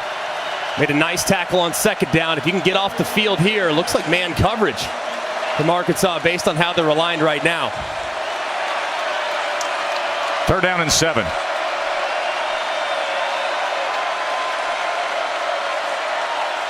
Here comes Sanders straight in on Johnson, trying to keep his balance, and somehow does! Max Johnson! My, oh my, what a play! Flag is down at the 40-yard line. Johnson went from could have been, should have been sacked to dodging and darting ahead for a big play.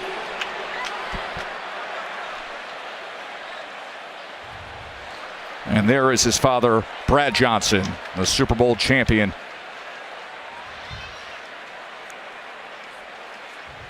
Dad had a good arm, didn't have those kind of wheels. Block in the back. Offense number 7. 10-yard penalty for the spot of the foul.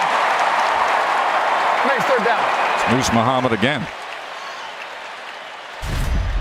Man, this is an amazing play by Max Johnson. Feels the upfield pressure, kind of spins into it, then spins out of it, and then makes a guy miss, cuts back around to the left, and continues to get upfield. You can see the penalty right there, as it was pretty bad there from Muhammad. Pretty clear that he's pushing Hudson Clark right there in the back. But man, that was a great play by the quarterback. Looked like he was going to be bottled up in the backfield because of the pressure. Then he pulled a Houdini and showed us some of that athleticism. 10-yard penalty puts the ball at midfield, and it is a first down for the Aggies. Johnson going to keep it himself, and he will dive ahead to the 46-yard line. Jordan Dominic with the tackle. One thing I think when the quarterback competition was going on between Haynes King and Max Johnson, I remember watching the spring game thinking, well, I know Haynes King can run. We know he's got track star speed. But one takeaway that I had in the spring game and really kind of watching Max Johnson progress, I never really saw him take off at LSU. But clearly it's in there. The guy can move. Now he chooses to operate from the pocket, but he is a natural runner as well and can certainly keep you honest with his legs. 2nd and 6. Devon A-Chain. He is wrapped up. Helmet comes off as he is pushed back by Latavius Brini again.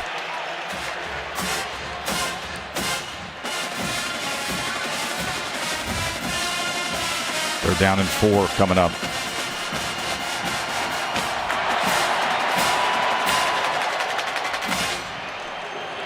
So Amari Daniels is going to come in for A-Chain.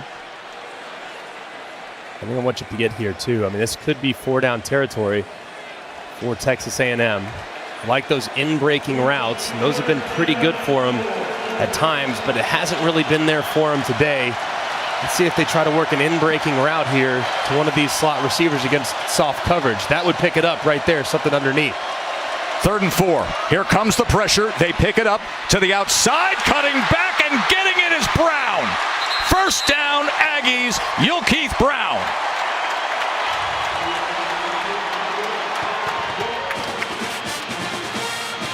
$18-yard reception. And that was really nice. They kind of built into a bit of a bunch formation, and then they get Brown out into the flat where he's one-on-one against Simeon Blair, the defender. He makes him miss in the open field and gets upfield. Ball was a little off target, but a nice run after catch there by Brown. A-Chain speeds to the outside. Flag is down at the 30.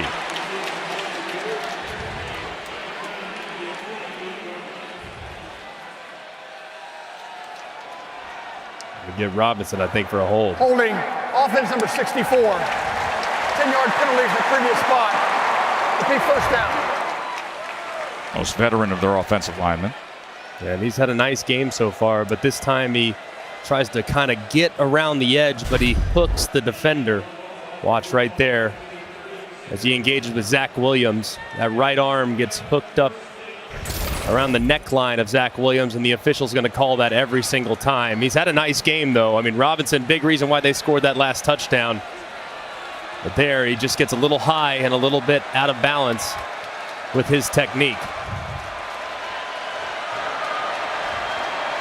1st and 20 after the penalty. And sack. Ball came loose at the end there. But Landon Jackson, the transfer from LSU, with the sack. Bad sequence here. Here's Robinson trying to get to the outside, but he can't get there in time. Watch this. This is kind of a little bit of a messed up look. Trying to go with, looks like a RPO with a quarterback run to the left. But because of the pressure, Johnson has to bail out and try to make something happen. It's a really tough two-play sequence there for Robinson as he can't engage with Jackson, who's just way too fast off the edge. All of a sudden, it's a 2nd and 30, Greg. I'm thinking screen right here if I'm Jimbo. See if you can't just get it in one of your guys' hands and give yourself a chance at a field goal. Jimbo's going to use a timeout. All of a sudden, his offense is going in the wrong direction. We'll see what they come up with when we return to AT&T Stadium. Don't go anywhere.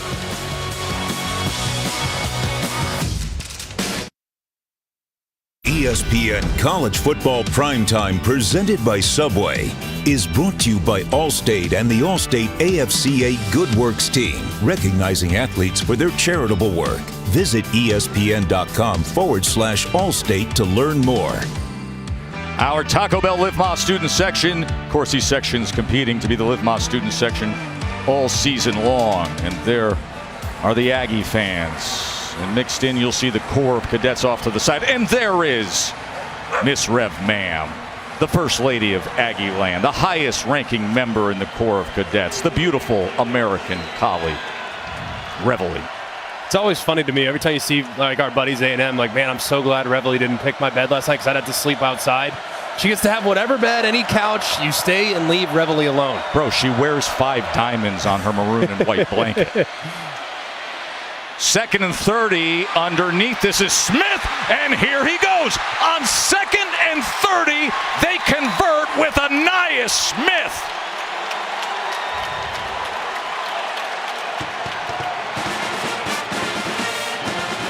Now, I understand being conservative defensively, but I can promise you this.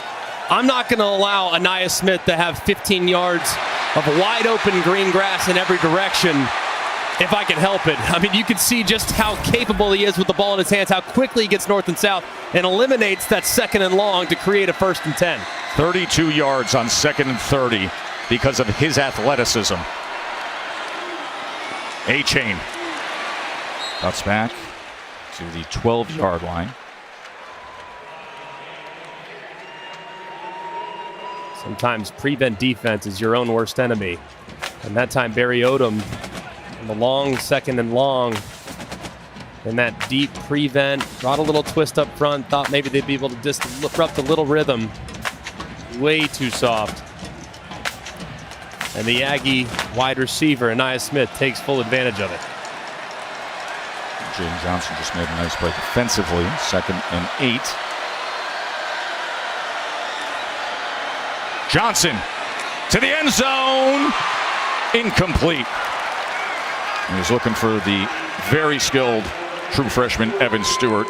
Stewart was covered by Hudson Clark. Pretty good job there by Hudson Clark trying to eliminate the amount of space between Stewart and the sideline. But as you can see, too, got some contact, but a good job, too, understanding where he's at on the field, forcing him out of bounds. The matchup that they will continue to try to work on is getting Stewart against anybody because he's had a nice night tonight, the talented freshman. This is the 11th play of this drive. There have been penalties, there have been sacks, then there's been big plays. The 32-yarder with Smith. Now this, 3rd and 8, and we got motion. There was tons of movement for Jimbo's team, and this has been frustrating him all night, the self-inflicted wounds. Start, offense number 76. 5-yard penalty, remains 3rd down. That's Feathery, the right tackle.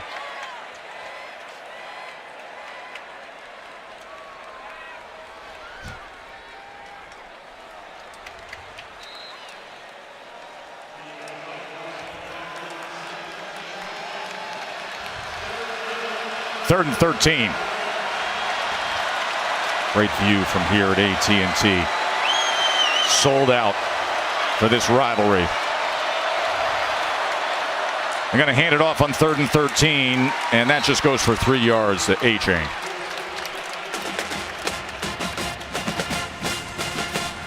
A conservative call there, obviously, by Jimbo Fisher. So we hit 777s on the 2nd and 30. I want to try our luck again here as the field is condensed. It's conservative play. A-Chain gets dropped. Good heads-up play there by the Arkansas defense as well. Randy Bond hit his first career field goal attempt last week against Miami.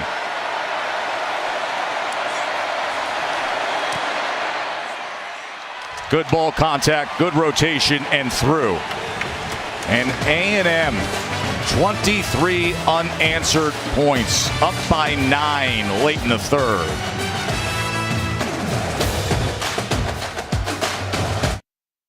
Extra Yard for Teachers Week.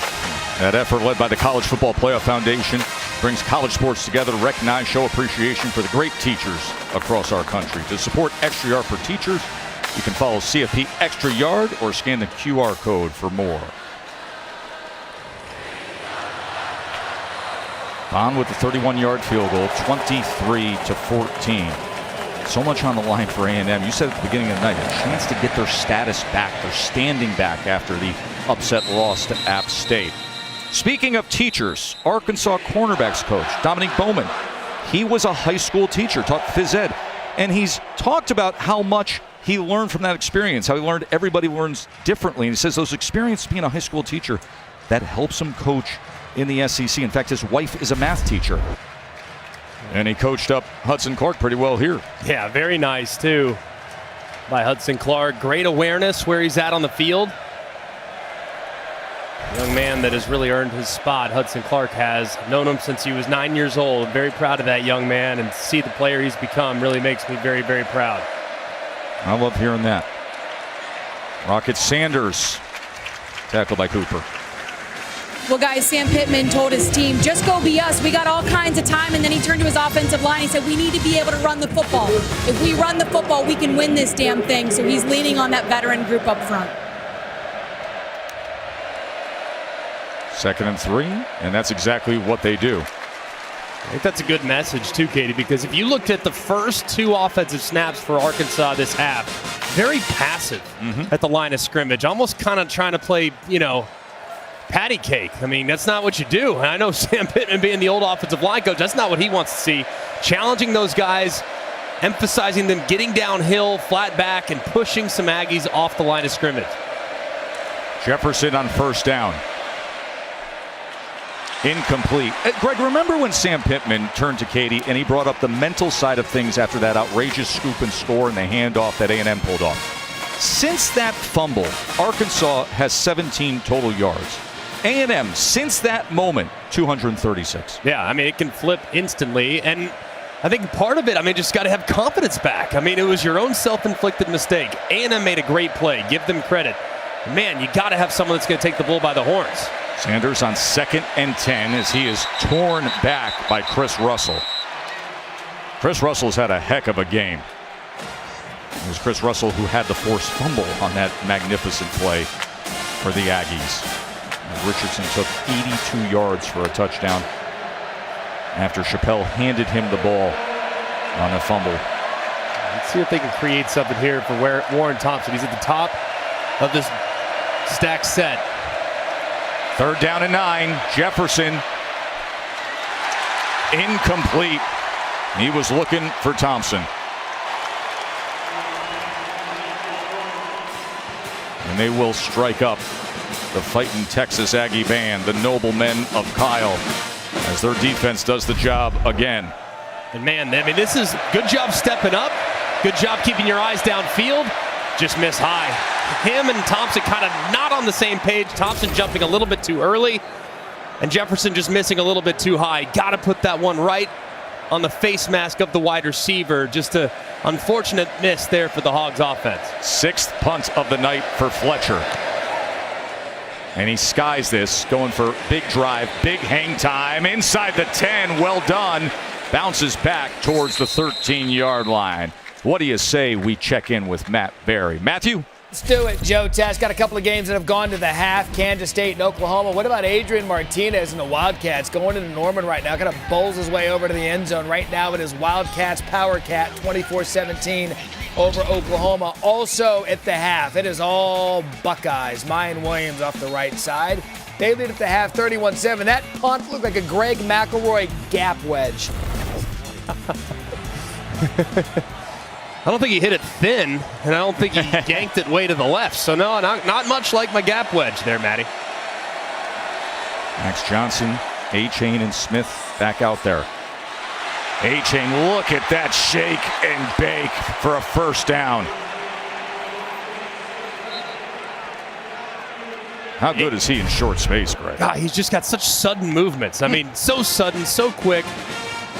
And he stops and starts so unbelievably well. I mean, for a guy that's a track star, the way that he can accelerate is off the charts, but the way he gets laterally, I mean, it's not often when you see a guy with that much speed that's that effective laterally, and you can see it every single time he touches the football, just how capable he is moving in any direction. Track speed. Look at his times in the Texas relays this past year. I mean, jaw-dropping. 6th fastest time in the 200 in A&M history. Johnson, downfield. Incomplete, looking for Marshall. He was covered by Hudson Clark, who we focused in on moments ago. So good coverage there by Clark. He obviously got beat by Moose Muhammad on the post. That time they tried to challenge him again, this time step for step with Chris Marshall. So really good job there by the redshirt junior. As you can see, Jimbo Fisher not happy with Max Johnson's decision right there. Jimbo Fisher calls the plays, as he has done his entire career.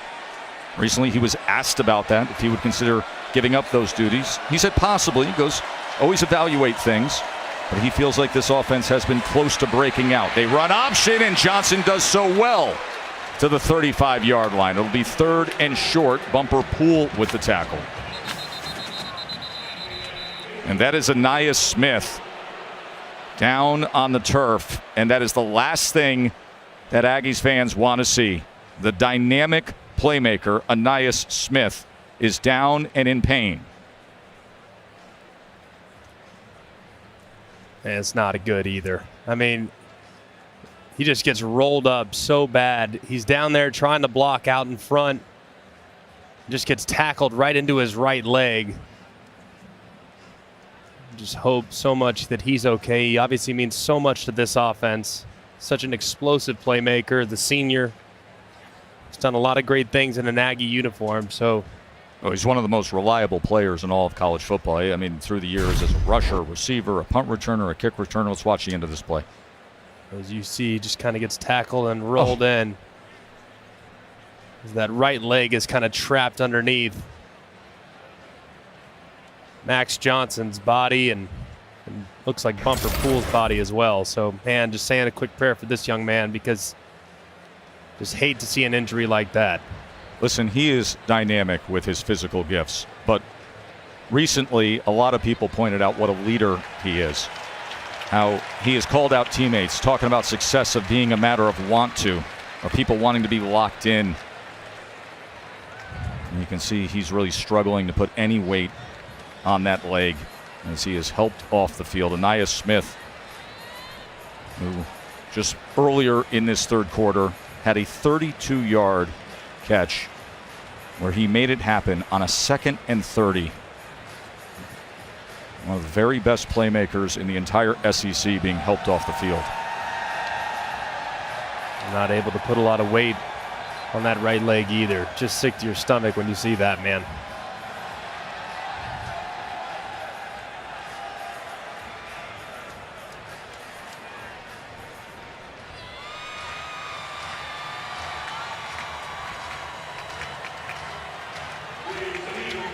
So Katie will find out the latest with Anais Smith as he is headed to the medical tent. You got to think here on a 3rd and short, with how they've been running the football, it's going to be a Devon A-Chain. Got to think hand it to him behind the right guard, Layden Robinson, the best offensive lineman, see if they can't get some surge. 3rd down and 2. It's exactly what they do, Greg. And he is met right at that line to gain.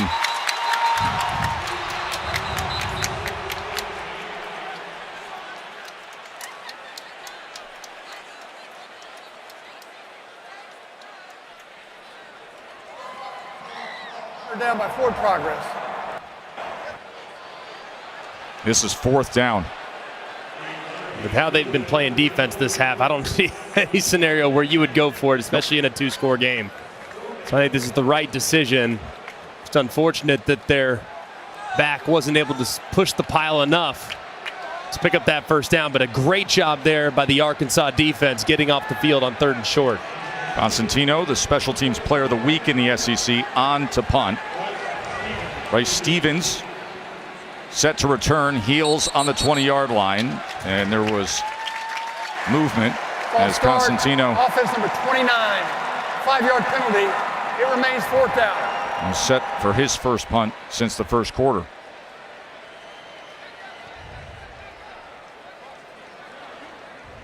Final moments here of a 3rd quarter. That saw this A&M offense find their groove.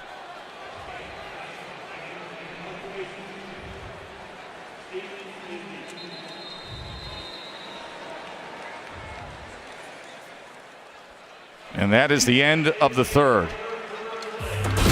Arkansas had a 14-13 lead. That has gone away.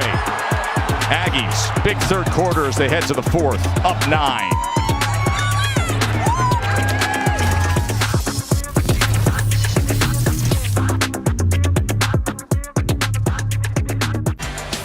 Start of the 4th quarter here at AT&T as you're watching the SEC on ESPN. And this is Stevens on the punt return, and Arkansas will begin this 4th quarter with the ball, trailing by 9. Their last points came at 5:25 of the first quarter. They just have not been in a rhythm. Whether it be running the football or throwing the football, they just have looked completely different in the last 20 minutes of this football game. KJ Jefferson's been off the mark, hasn't been as decisive. His accuracy has dwindled a little bit as well. The separation by the wide receivers is not what it was, and the offensive line is not getting anywhere near the movement they got throughout the first 30 minutes. Offensive line that they feel they can lean on. Can they do it now? A.J. Green, as he gets to the 33-yard line, tackled by Russell. We also haven't seen the same tempo. Of course, this is a momentum offense, so the better they play, the faster they go. But they haven't really utilized tempo to their advantage at all in the second half. Here they snap with 28 on the play clock. Green again, and that'll move the chains. You can expect much of the same. Just run the exact same play. Kendall Browse run the same play 6-7 times in a row. He doesn't care. Especially if A&M doesn't make an adjustment on the front to account for that inside gap that they've hit on consecutive plays.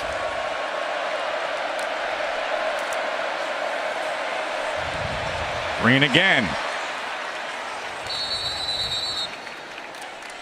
Bryce Anderson with the tackle.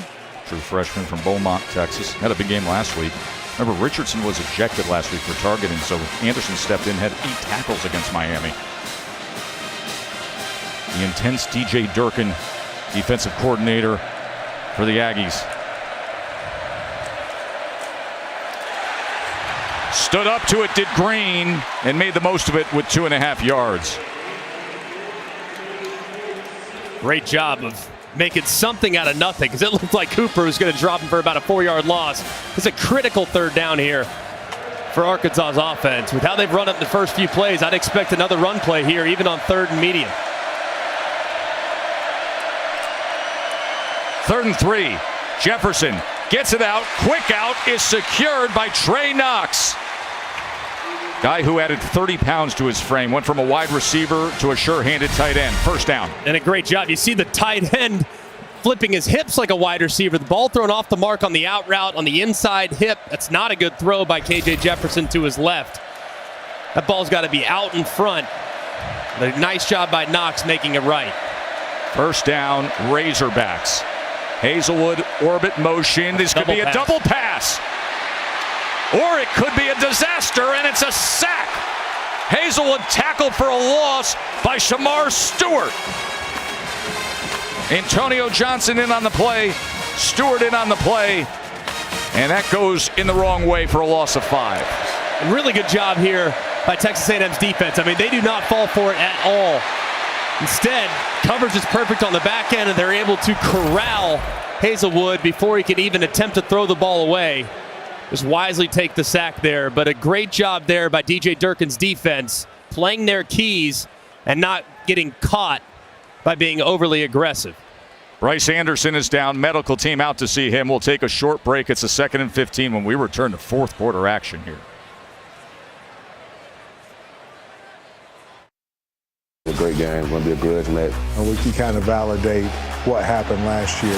Touchdown, Arkansas! Boy, Rocket Sanders having himself a day. Another win is going to be lovely.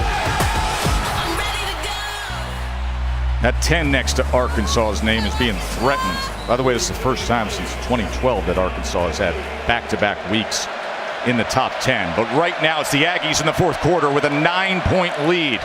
This has been a thriller. 2nd and 15. Jefferson bottled up but gets a little bit of a push towards the 46-yard line. Joe Tessitore, Greg McElroy, Katie George with you at AT&T. And Arkansas jumped out 14-zip and now 23 unanswered points by the Aggies. Big third down here. Let's see real quick. There's a lot of space right here. If you're Arkansas, I might try to work that on a slant with Hazelwood. 3rd and 10. Jefferson gets it complete, but tackled maybe a half-yard short is Hazelwood. And was Chappelle who was there defensively. Chappelle, who had the scoop, fumble, and handoff to Richardson for the score earlier. Here's your 4th down and short. DeBinion is the back, and of course Jefferson, a 242-pound quarterback. 4th down and less than 1. KJ easily. No doubt where that was going. The quarterback power. Good job there by KJ Jefferson. Getting north and south, no problem whatsoever. And a great job up front, too, by Arkansas's offensive line. They've had their fair share of ups and downs here in the second half, but they're on arguably the most important snap for this offense, 4th and short. They get enough surge to pick it up easily. That's Shamar Stewart, the excellent defensive end who's emerging early in his career for A&M. Trainers are out to see him. Arkansas now 2 for 2 on 4th down tonight. There's some voids, too. When you look at just how A&M currently is structuring their defense, it's like they understand that Arkansas's passing attack isn't really trying to work the middle of the field, so they're essentially just giving it away. Almost all of Arkansas's passing attacks either coming downfield or it's on out-breaking routes that are a little bit slower developing. So if I'm Kendall Browse, I'm talking to my guys right now in that offensive huddle saying, hey, man, we got to get the ball out of KJ Jefferson's hands quickly on some in-breaking routes, because I'll show you when they line up again, there's plenty of room to take advantage of some in-breakers and some slants to hit receivers in space. So Stewart walks off. Of course, the big injury concern, Katie, is their offensive playmaker, Aniyah Smith. Yeah, and it's a pretty emotional scene on the Texas A&M sideline, unfortunately, guys. Aniyah was able to come out of the tent. He's got a boot on that right ankle. He's on crutches. He made his way behind the bench to an embrace by his father. His father visibly emotional. They had forehead to forehead as they embraced. Obviously so upset by the injury. It seems to be pretty serious.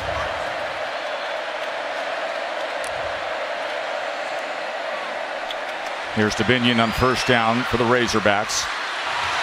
And he maintains his footing and then gives a little at the end to the 17-yard line. Rashad DeBinion pushing Jalen Jones away. It's an excellent run there by DeBinion, just refusing to go down, even as Aggies were pulling from every direction. And now Jefferson on the quarterback run. And he's inside the 10. And this is their brand of football, their style of football. This looks a little bit more like we saw from the Arkansas offense in the first couple series of the game. Expect much of the same, with the ground and pound attack starting to feel its pain. DeBinion. And this will be a 1st and goal Razorbacks.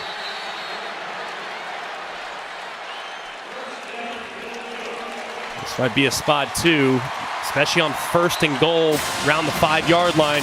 You can execute a jump pass. They've used it with success in the past, trying to find Knox, who's on the end of the line of scrimmage. You might be able to find him and release him vertically, especially knowing how much this A&M defense likes looking for the run. Jefferson keeps. Jefferson strides right in.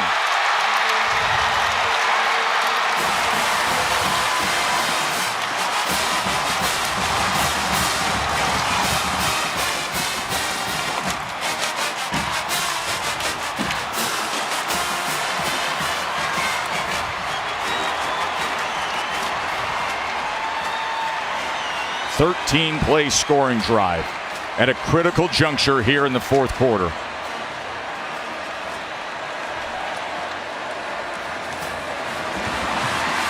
Arkansas's first point scored, Greg, since the 1st quarter. In a desperate, gotta-have-it situation, the Arkansas offense got it. Dominion getting things started, kind of really showcasing what this drive was all about. The refusal to give up, the refusal to go down, continuing to fall forward. And then the star quarterback on the zone read feels collapse onto the outside. He gets to the edge and finds pay dirt as Arkansas has life here in DFW.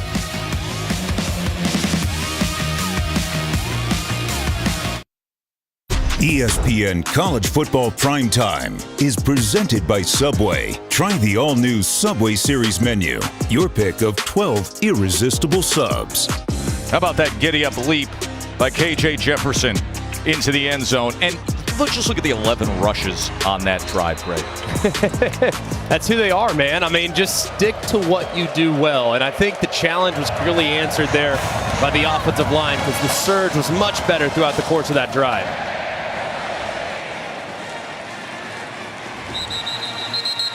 Of course, Sunday NFL Countdown comes your way tomorrow. Going to be one-on-one with Josh Allen. That's 10 a.m. Eastern on ESPN.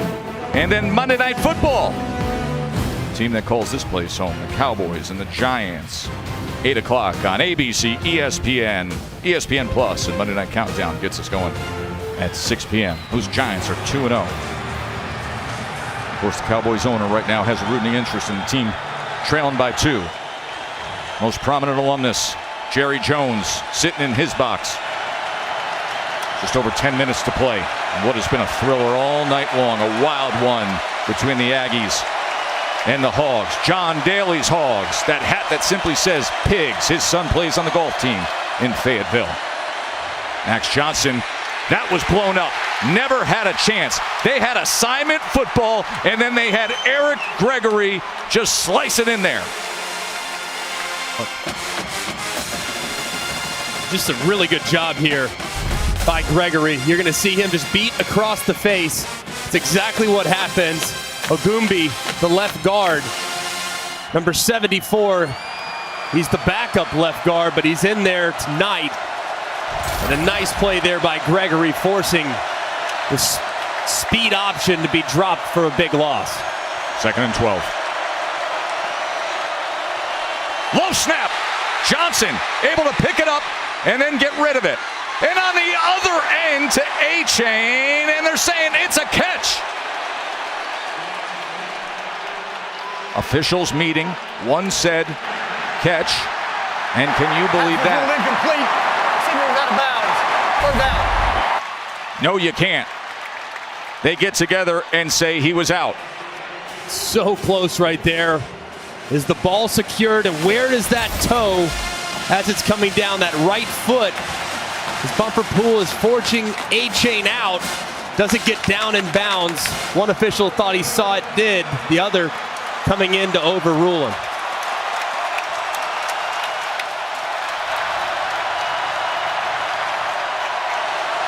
Third down and 12.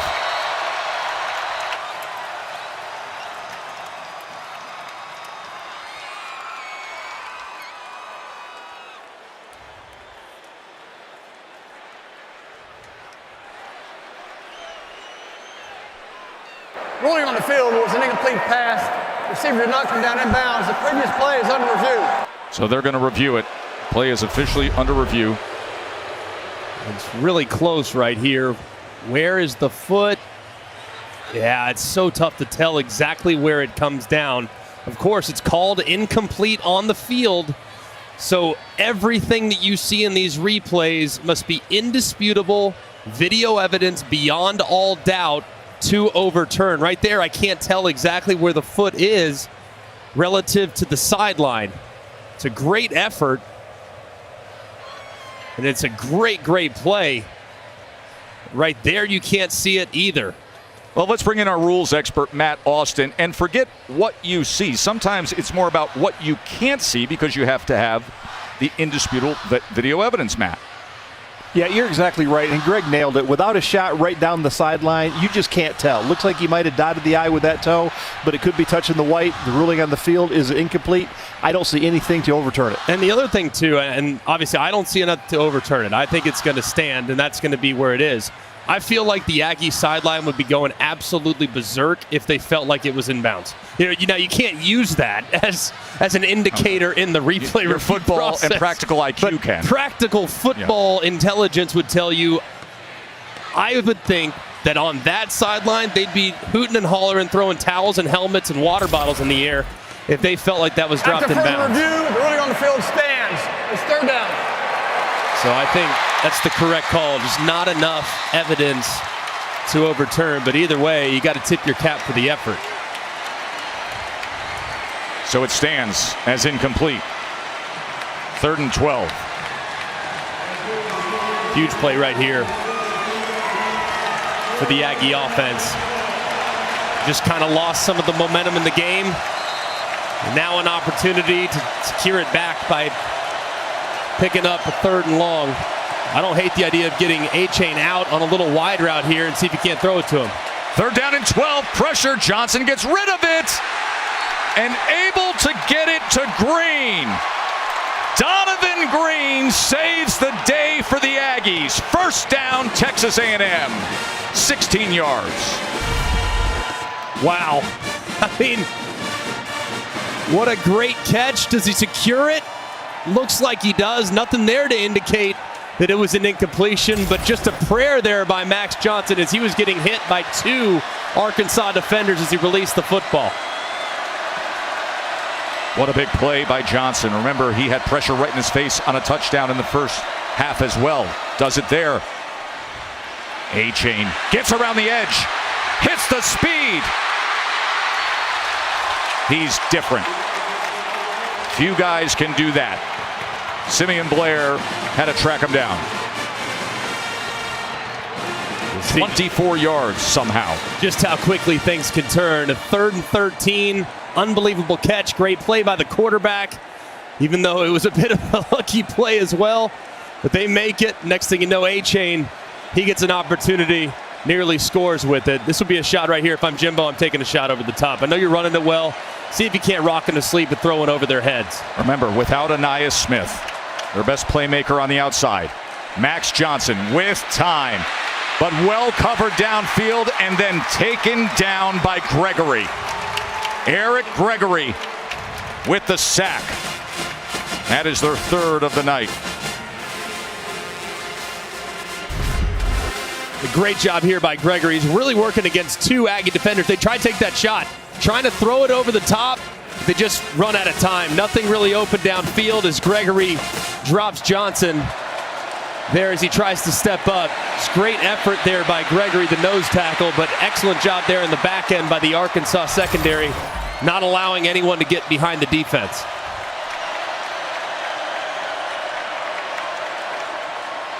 Johnson gonna tuck and run, and Bumper Pool able to corral him at the 36-yard line.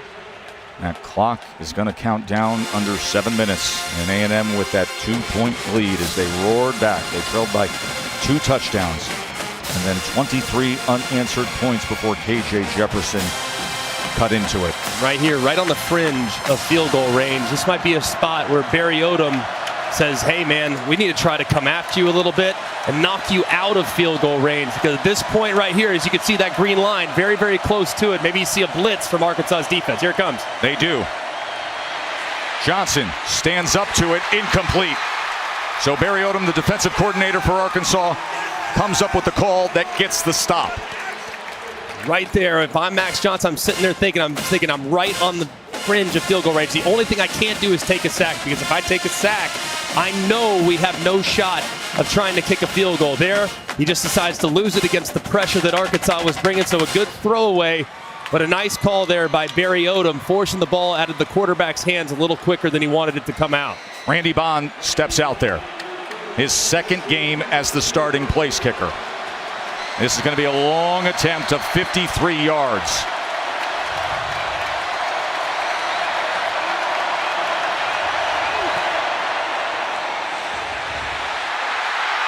It is no good. Wide left. 6.5 minutes to play. Arkansas football trailing by 2.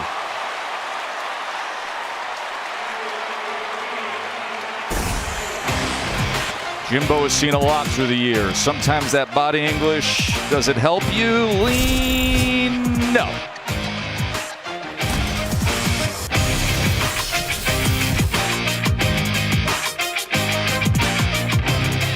Football Primetime presented by Subway. Great game here at AT&T in the Metroplex. 23-21, A&M on top.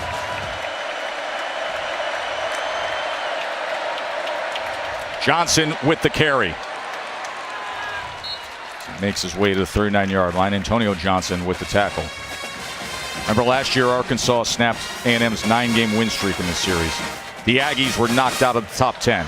Now here's Arkansas in the top 10, trying to maintain that status while A&M is trying to get back to where they feel they belong after their upset loss to App State. But if you can grab a big win against Miami, a big win here against Arkansas, things change. And look at this defense. That was Shamar Turner, the first to get to KJ Jefferson, and now a third down awaits, Greg. Yeah, and a nice job there by DJ Durkin, bringing pressure off the edge and really not allowing Arkansas any answers there with any quick hit throws to the right-hand side. Huge third down here for this Aggie defense. They need to be really mindful of KJ Jefferson's legs. Done a pretty good job, especially here in the last 2 quarters, 2.5 quarters, of not allowing KJ Jefferson's legs to extend drives. Can't allow it here on 3rd and long as well. 3-man rush. Jefferson trying to extend the play. Gets it complete for a first down as he goes to Matt Landers, the 6'5" transfer. Jefferson took a hit, but did he deliver? Cooper came in on him. And a nice job, too, by the offensive line. Just a 4-man rush here by A&M. Jefferson buys time, and then finds Landers open up over the middle on the scramble drill. And now Rocket Sanders. 10-yard gain. See what, Jefferson earned it, too, because as he delivered this football, it's a good, clean hit there by Edgerrin Cooper. Right to the midsection of the quarterback, and those hurt the worst because you are completely open to contact as you release that football, but a good clean hit there by Cooper, and an excellent throw there by Jefferson back across his body for the conversion. 4.5 minutes to play.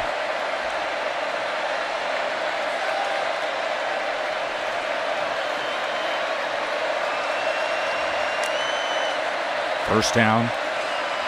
Jefferson going to tuck and run, and that is what he can do so well. Another 10-yard chunk for the Hogs. He lowers the shoulders, he gets that momentum, and he's so difficult to stop. As you can see, Arkansas has really gotten back to their bread and butter these last couple drives. 15 run plays in their last 18 offensive snaps. You can expect much of the same here. No reason to go away from it. It's clearly working here late in the ballgame. So Kendall Briles, outstanding play caller for Arkansas. He sticks with Sanders, and Sanders will get it down to the 16-yard line. Antonio Johnson with the tackle for the Aggies. And that clock continues to go down as DJ Durkin thinks about that call sheet opposite Kendall Briles. They met up in a thriller last year when it was DJ at Ole Miss and Kendall at Arkansas. 51 points were scored against DJ's Ole Miss defense. A little different tonight, isn't it? 2nd and 5.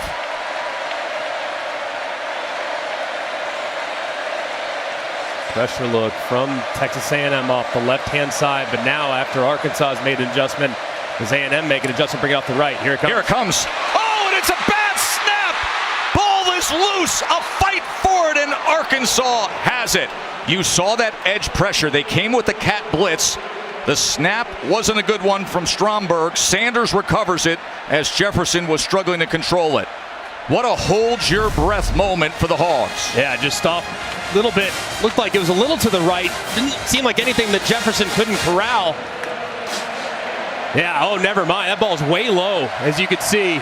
Good job there by Sanders being able to reel it in. In this spot, too, no reason to get it in a hurry. Did see a 2nd and 30 conversion earlier in the game, though, so crazier things have happened, but being asking an awful lot here in a critical down and distance. Timeout used by Arkansas. Of course, they have an outstanding sophomore kicker in Cam Little as well. He has a career long of 51 yards. And right now the ball on the 25-yard line, only trailing by 2. College football rankings are brought to you by Verbo. As you can see today, if you're in the top 10, things are pretty good. With the exception of what's going on here in AT&T Stadium with Arkansas, who's clearly trailing right now, but in field goal range with a critical 3rd down coming up. Hey, let me ask you a question about a team just outside that top 10. Tennessee's a team with this razor-sharp offense. Hendon Hooker looks phenomenal playing quarterback. There was a thriller against Florida today. They won it 38-33. How dangerous is Tennessee? Very. And they did so today, remember, without their top offensive weapon. Right. Cedric Tillman not available for Tennessee, and he is a complete difference maker. So be able to score 38 points against a defense like that, even without one of your best playmakers, that says an awful lot. That team's going to be dangerous down the stretch. 3rd down and 14. Wonder if they go with that little tunnel screen that they've scored on a couple times here. See if they can't squeak one to one of their talented wide receivers. Well, they go from the stack release to Hazelwood in the slot with motion. 3rd and 14. Jefferson's going to run it himself, and he is tripped up from behind that time by Edgerrin Cooper.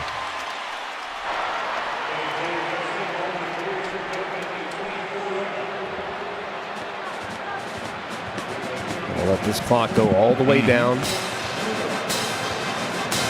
Take another 30 seconds off the clock. And then try to get themselves a 1-point lead off the boot of Cam Little.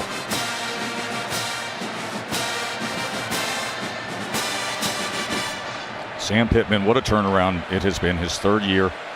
2020 was his first season. Remember, they had lost 20 straight SEC games. And then 4-7. And then last year, that breakthrough win against Texas.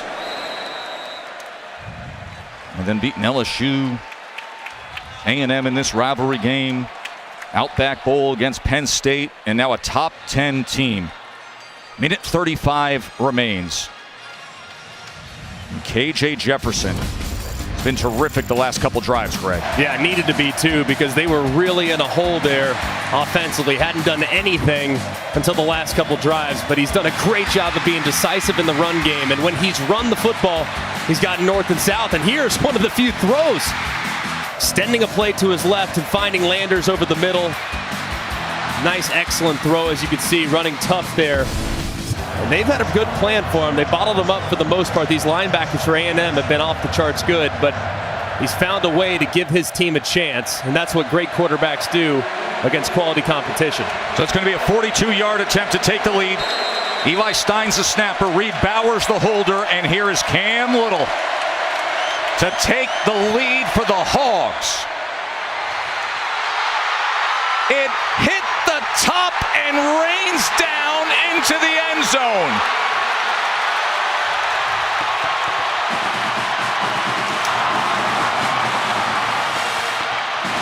That hit the top of the upright and dribbled back into the end zone.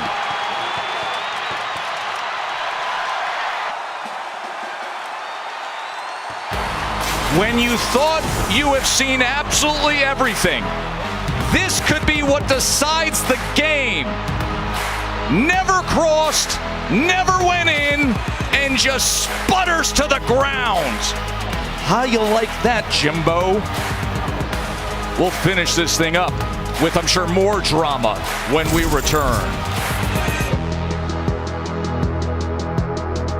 A&M is looking to bleed this clock, and Cam Little is going to be thinking about that one for a long time. As he attempted the 42-yard kick, got under it, over rotation, hit the top of the upright, and bounced back into the end zone for a missed field goal. A field goal attempt that would have given Arkansas the lead, and you got to feel for the young man who's had just a great go of it, landing over 81% of his field goal attempts in his Arkansas career. Katie.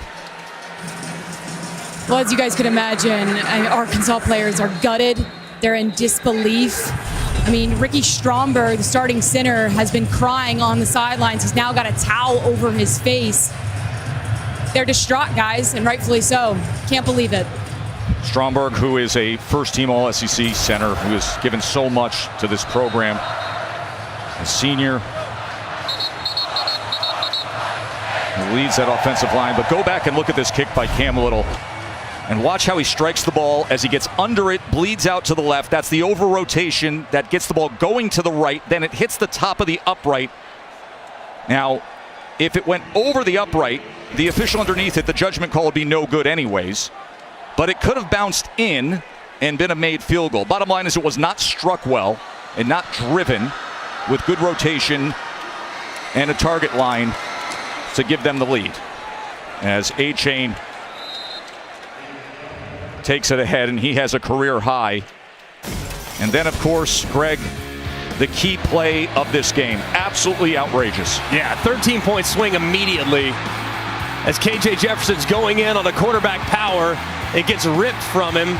Chappelle grabs it, wisely hands it off to Richardson there along the Aggie sidelines, and he takes it the distance. You think it's going to be 7 points in favor of Arkansas. Instead, it's 6 points in favor of Texas A&M, and that flipped this game into overdrive throughout the rest of it. Score was about to be 21-7 Arkansas. Instead, it was 14-13. There was a failed conversion as well there. And then all the drama we've had in the second half. And the last timeout used by Arkansas. A&M. Well, listen, at the top of the show here, I turned to you, Greg, I said, what does this mean for A&M? The opportunity to say, yes, okay, App State happened. But then there's number 13, Miami. You grind it out, you find a way, and now here's a top 10 Arkansas team. Yeah. Of getting your status back. Yeah, and by the way, it was far from perfect for A&M tonight. Right. I mean, they had a ton of mistakes in the first half of this football game, but ultimately the mistakes that Arkansas made were more significant. And the first time really this season, the mistakes, which have oftentimes really led to victory or defeat for the Aggies in the first 3 games, well, they were on the right end tonight.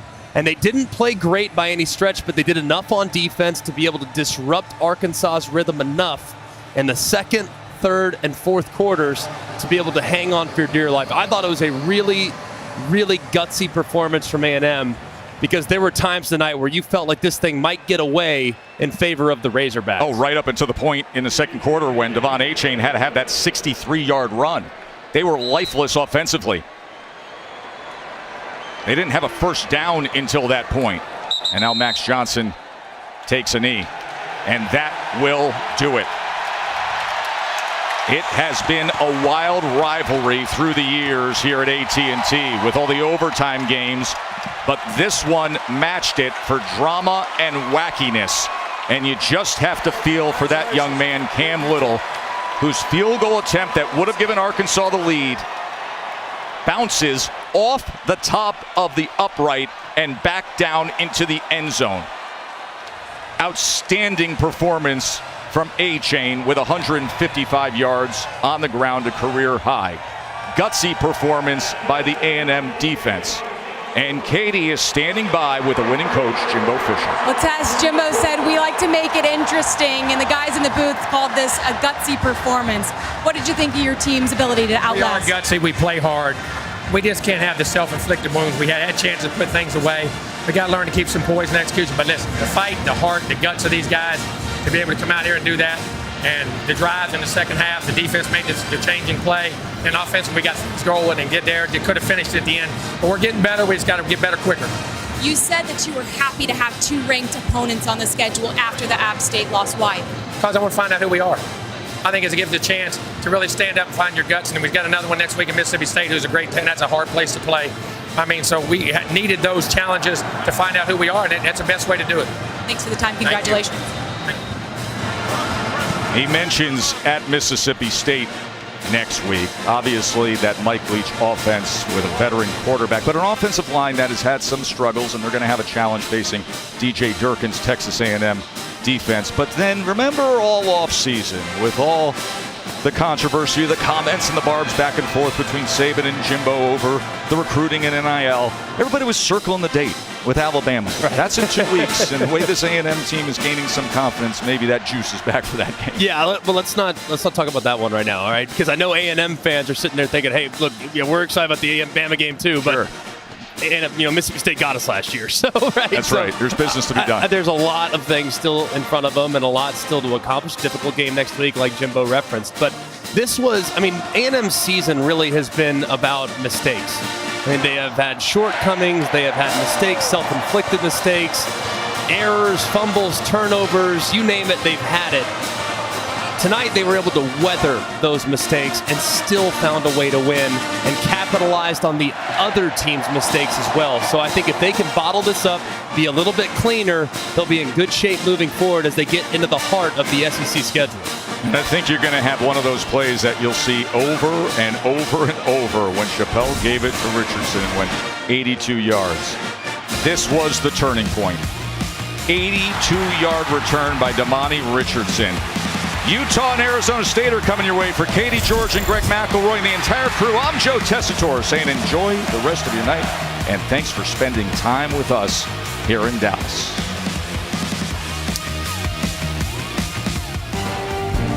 ESPN thanks you for watching this presentation of the Southeastern Conference.